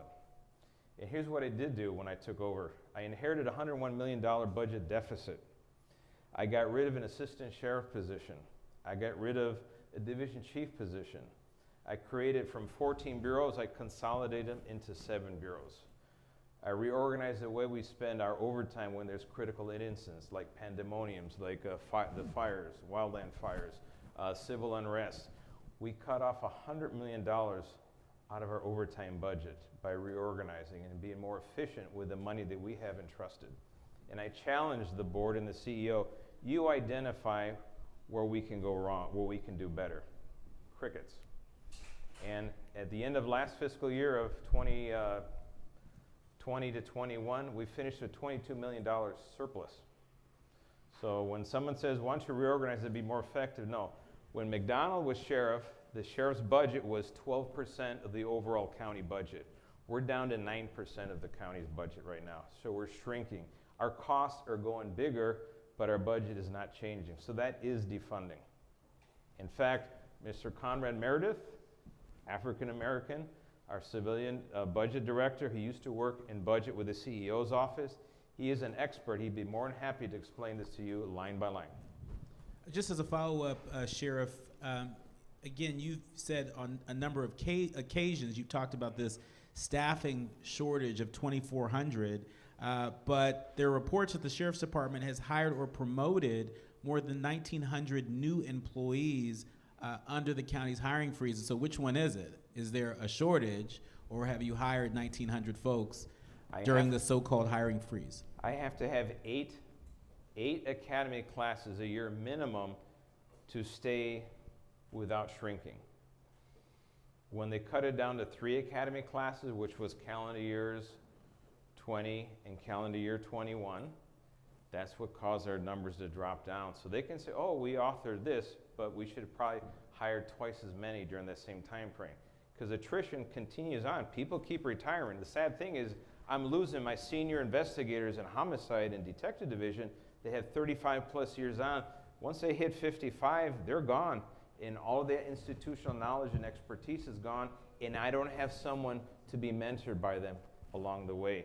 That is tragic right there, because that is harming our capacity to keep you safe. We are over halfway through with this conversation with the sheriff, who we appreciate being here. So we're just watching our time. Angela Raddock-Wright. Thank you. Sheriff, I sit on the Los Angeles County Equity Oversight Panel, which for those who may not have heard of it, is a 10-member attorney panel, all trained in employment law, and we reviewed the equity and HR investigations on behalf of the county as well as for the sheriff's department. A number of the complaints and investigations that come before us from the sheriff's department kind of center around this possible issue of Black and brown relationships among the deputies within the department, primarily Black officers or deputies claiming that they feel they're being passed over or mistreated or discriminated against or harassed because they're Black by Hispanic or brown officers. And then we see it with women as well. What are you doing to address the issues of Black-brown relationships within the department and doing away with some of those issues on the ground level? Well, I can tell you this. We have 698 African American sworn employees on the department. That is greater than the entire Long Beach Police Department. We have a policy of equality you're very familiar with. Every single supervisor is obligated, if the complaint comes to their attention or they witness something that is a violation of the policy of equality, that they have to document it and they have to send it to the intake specialist, and the intake specialist does their initial screening, then it goes to the investigators, as I know you're very familiar with. That process works because we get to separate fact from fiction. I have one fact, there's several cases, not several, actually one in particular, they're starting a lawsuit, so I'm not going to talk about it, but these are people that we've actually promoted who are suing.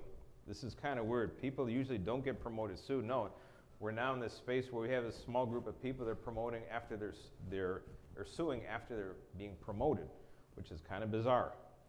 And sometimes we move people around, especially when they get to the lieutenant captain rank, because their decision making and their effort has to work. Otherwise, their unit suffers. And if they're not performing, we mentor them. We make sure that their chief, their commander, their captain, if it's a lieutenant, is engaged, making sure they have a pathway to succeed. We do performance mentoring. And if it's just a little bit too much for them, we'll actually find another spot of the same rank that's a little less involved so they can succeed, because we want them to succeed. My opponent, on the other hand, has the exact opposite track record. He cannot find and mentor a single African American woman in his entire career. How do you do that? I promoted one to division chief my first month in office. At one point last year, beginning of last year, 6 of my 12 division chiefs were female. 83% of my command staff are women and people of color. 83%. My opponent, an embarrassing 23%. You know, performance matters. And I'm sorry, but we hope our system works, and if it's not working, we want to know about it. Sheriff, we asked this question, a couple quick questions before I go to Dominique. We asked these questions of Chief Luna. I want to ask you. In your first term as sheriff, did you make any mistakes? Mm-hmm. Oh yeah, big one right up front. You know his name, Carl Mandoyan. Not the mistake to rehiring him, as people will think, no. The mistake was that I didn't realize I had the air of legitimacy to do it. My predecessor had 14 Carl Mendoyans, but legitimate ones, that they just took out of the civil service system and they rehired them. One had 3 victims of domestic violence with injuries documented. It wasn't an issue, but it was weaponized as soon as I took office. That's the problem. So when we did the deep dive into that case and we realized it was a wrongful termination, my predecessor was not going to terminate him. They said it is not a termination case. It was a mid-range suspension for a violation of department policy. All the allegations turned out to be unfounded. There was no criminal case. But it was sold and packaged, by the political crowd as that. So I could have waited 6 months and established early on what we were doing with truth and reconciliation, and then put that one through the hopper. It probably would have worked better. And I'll give you a reason why that it's a shame that process didn't go through. I had to hire somebody back and give him 9 years of back pay. He was wrongfully terminated 9 years ago. So you paid, and I paid, for 9 years of deputy pay, 9 years of overtime pay for the person doing his job, plus court costs on both sides, attorney fees. That was a multi-million-dollar boondoggle that the LA Times will never touch, or the Board of Supervisors, because they cannot admit when they're wrong. And unfortunately, that's a prime example right there. Dominic Dupree. We're all journalists here, and when we saw the presentation of you appear to be announcing an investigation into Aline Chekmedian and the understanding that there is a task force or a special unit within the Sheriff's Department now that investigates folks that you find problematic in terms of journalism or other political ventures. This is chilling for journalists. Do you think it's appropriate for law enforcement to be investigating journalists for doing their jobs? Let me stop you right there, ma'am. I misspoke during that press conference, and I clarified that the lady is not under investigation. It's the personnel from the department that are subject to the investigation. Right, I felt that you walked it back, clear. but I didn't. I wanted to make sure you addressed it because this is certainly something that seems. You also said something else about that we created a unit for people that may be problematic. I'm not sure exactly the words you used. Yes. We actually have a public corruption unit that investigates crime. Okay? Crime. If there's a complaint of a crime, someone alleges a crime occurred, we're going to investigate the crime, wherever that takes us. Right. However, Times reporters, journalists are entitled to receive stolen property from the department, even when it jeopardizes a criminal case and we lose a prosecution because of it. And that does happen. Not a problem.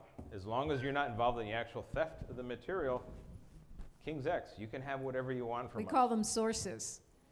Yes, but however, it is a crime for the people that actually steal it and give it to you. They're not off the hook. So, I mean, this whole conversation about the journalism, and, you know, you said, okay, you misspoke.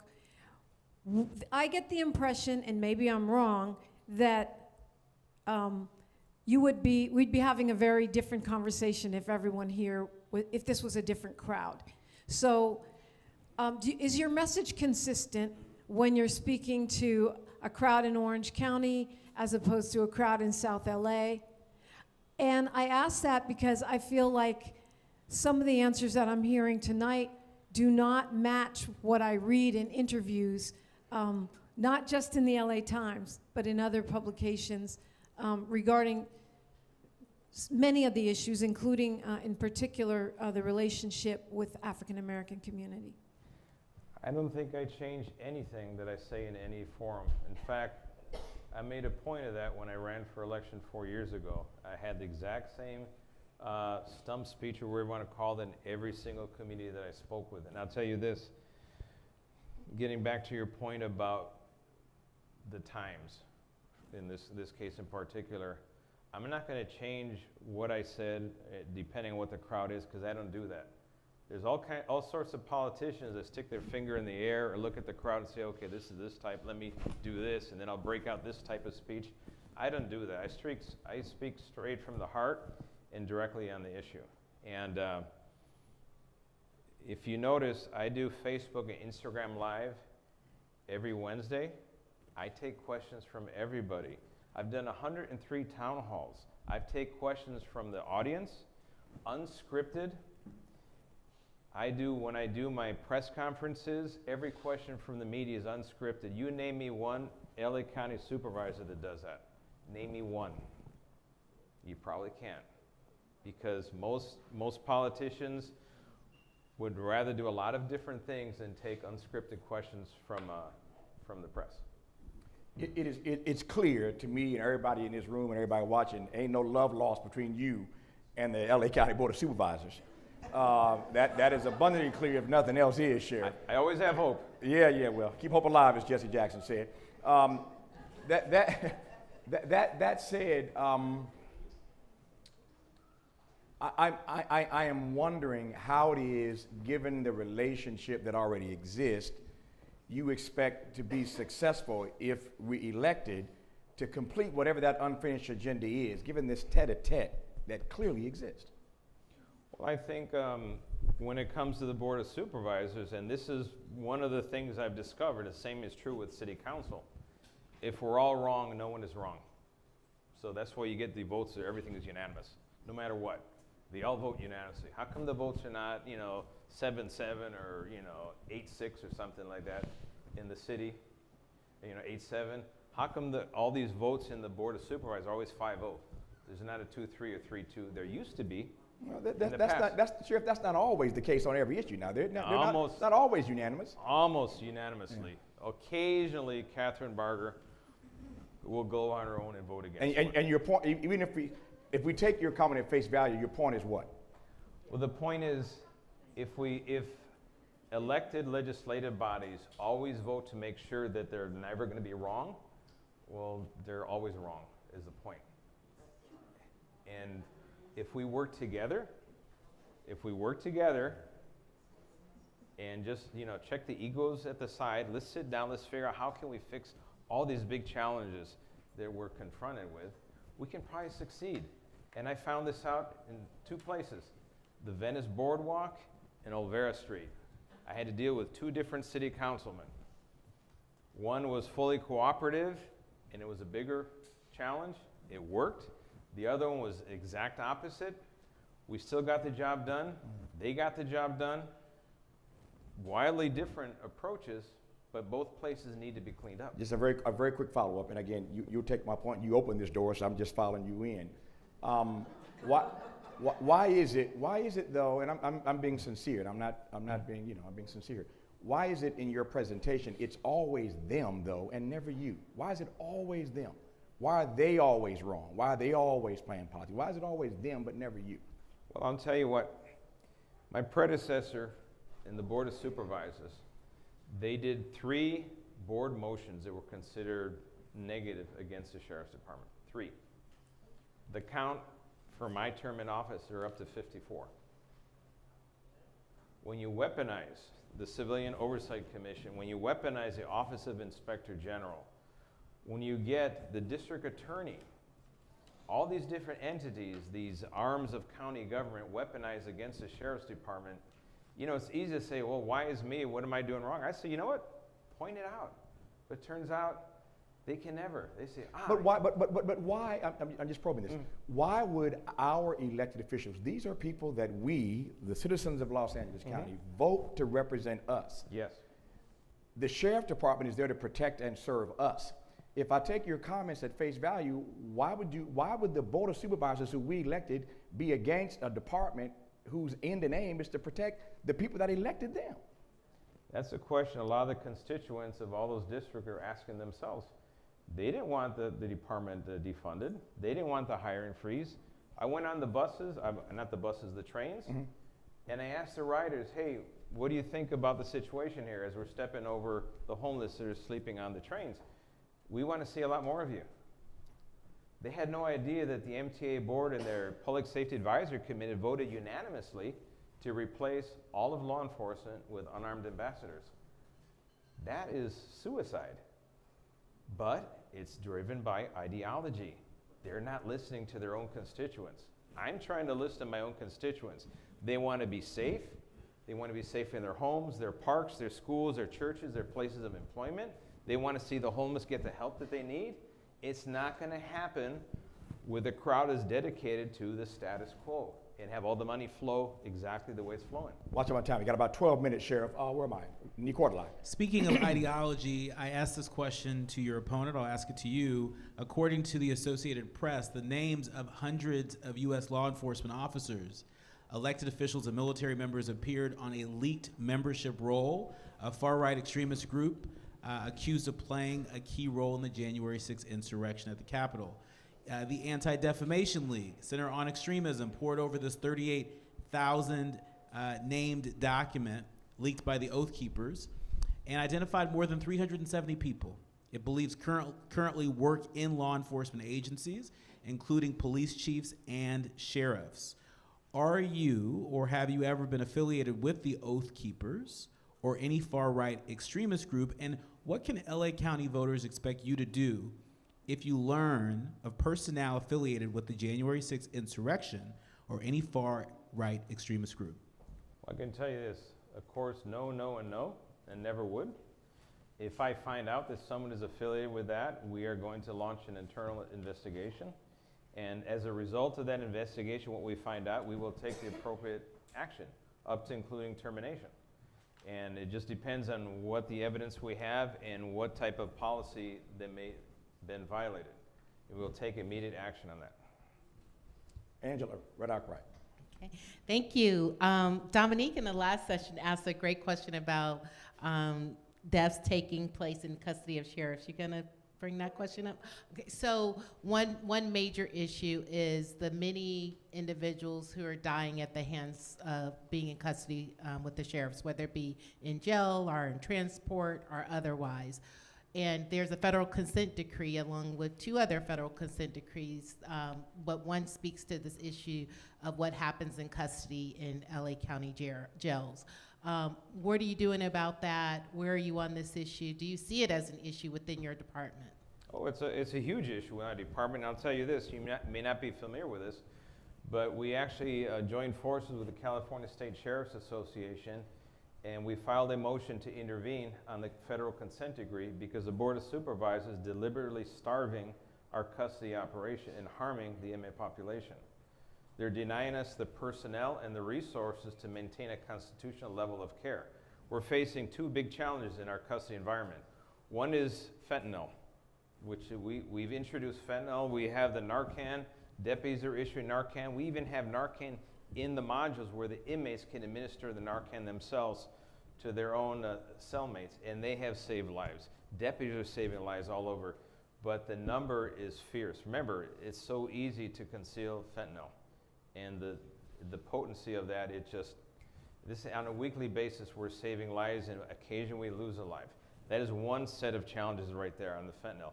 The other one, because of the pandemic, when we reduced the jail population, we got rid of all the low-hanging fruit that we could get rid of, and what's left behind is a lot more volatile, unstable health population that we cannot release back into the community because of their charge level, things like that.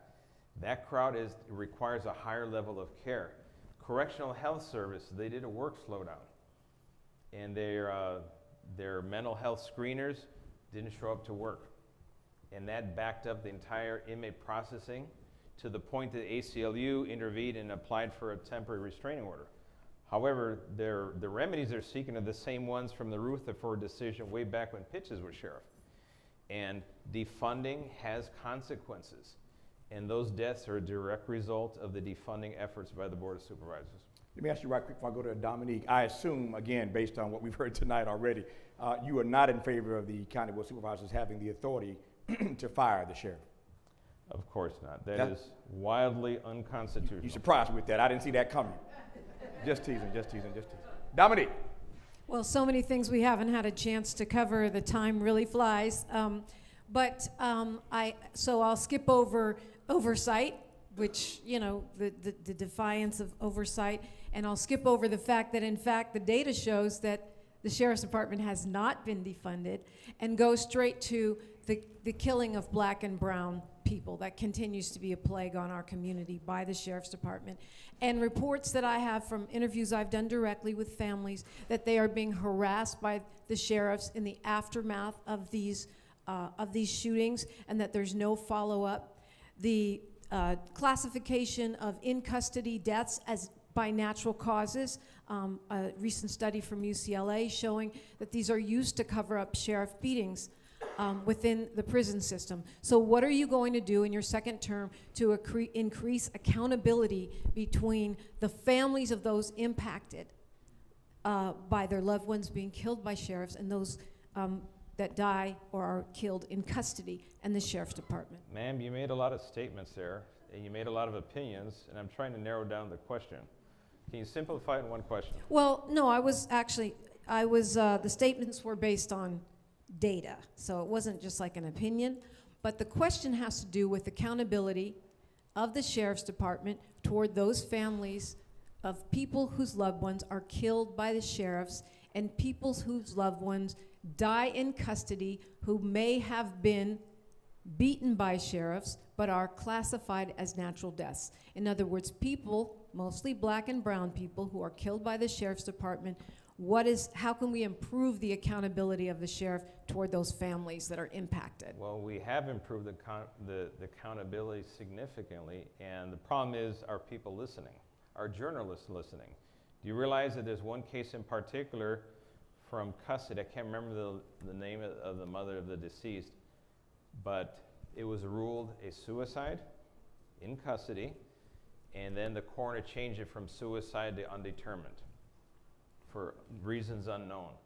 And I became sheriff, and I promised we were going to redo the entire investigation, and we did the entire investigation all over again with a whole new set of homicide investigators, and we added Internal Criminal Investigation Bureau, just in case there was any criminal misconduct going on at the same time.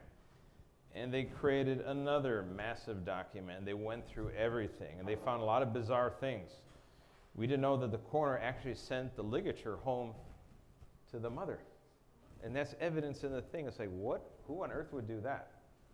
But at the end of the day, that case remained, it was a suicide.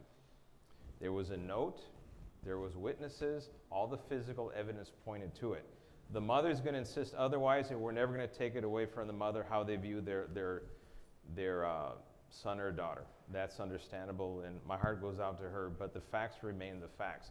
When it comes to deputy-involved shooting, we do a thorough investigation. We submit the case to the district attorney. We wait 2, 3, 4, 5 years sometimes to get an answer from the district attorney. We take action based on the district attorney's opinion, or now, I fast-forwarded cases, now we're going past the district attorney, and we're taking administrative action. For example, the Ryan Twyman case is a prime example of that. People were held accountable. So when you say that no one's being held accountable, well, that flies in the face of the facts.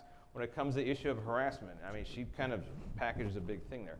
When it comes to harassment, we took all those allegations seriously. Every single allegation was documented in a Wash Commander Service comment report. We combined all of the complaints.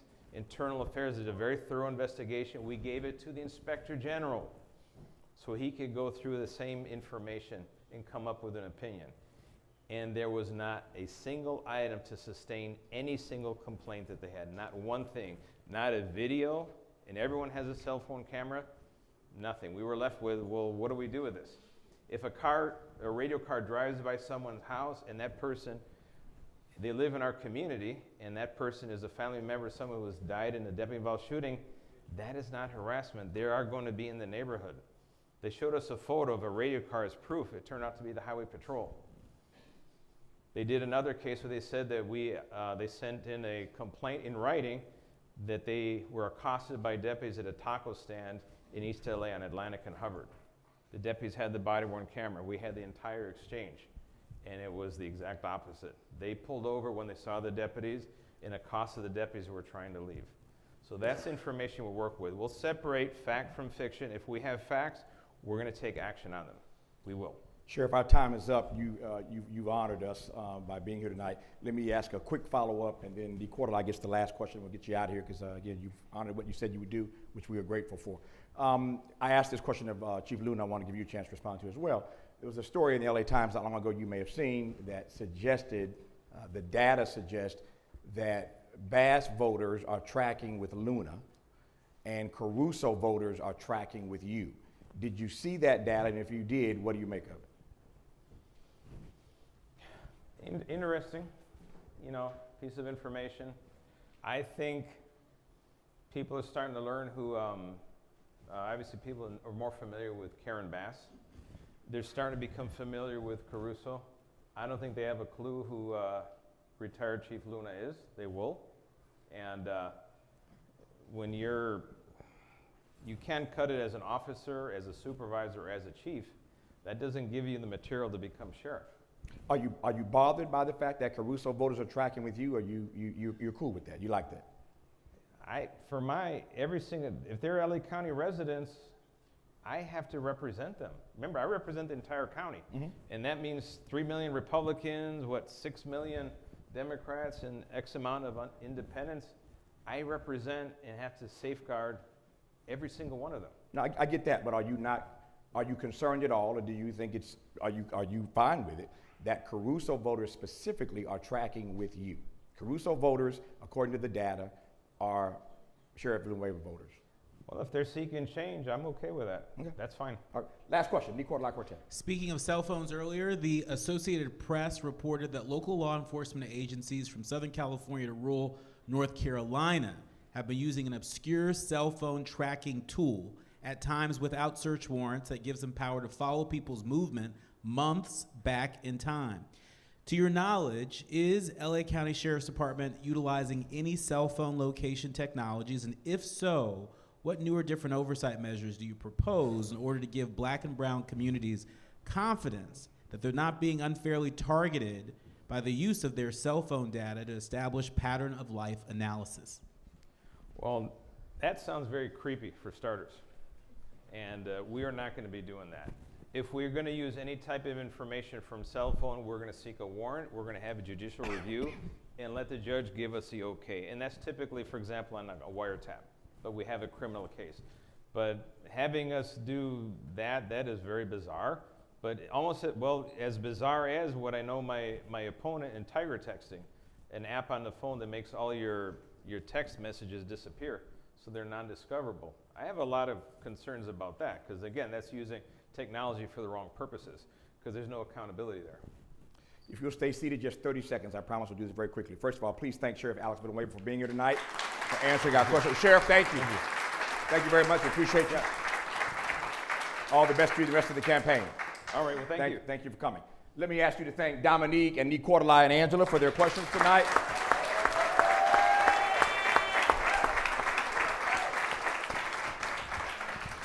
Nicely done, team. Very nicely done. Let me ask you once again to thank the Empowerment Congress, SCLC, the Urban League, and the African American Voter Registration Education Project. Thank them for their sponsorship.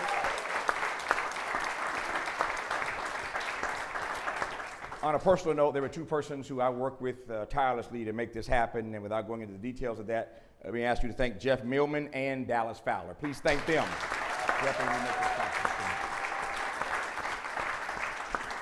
Thank you for coming out. To all those who watch, thank you for tuning in. We appreciate you. This program, live stream tonight, it will run again in its entirety, so tell your friends this Friday. Thank you. It was Thursday or Friday. I couldn't figure out. So Friday morning on Dominique's program, First Things First, 6 to 8 a.m. This conversation will repeat in its entirety on KBLA Talk 1580. This Friday morning, 6 to 8. You know Dominique's program is 3 hours long, 6 to 9. So in the final hour, she'll be taking phone calls all around the city from persons who want to respond to what they heard in the 6 to 8 hours. So 6 to 8 a.m. this Friday morning on Dominique's program, First Things First. Thank you all for coming out. God bless you. Get home safely. We appreciate you. Have a great night. Sheriff.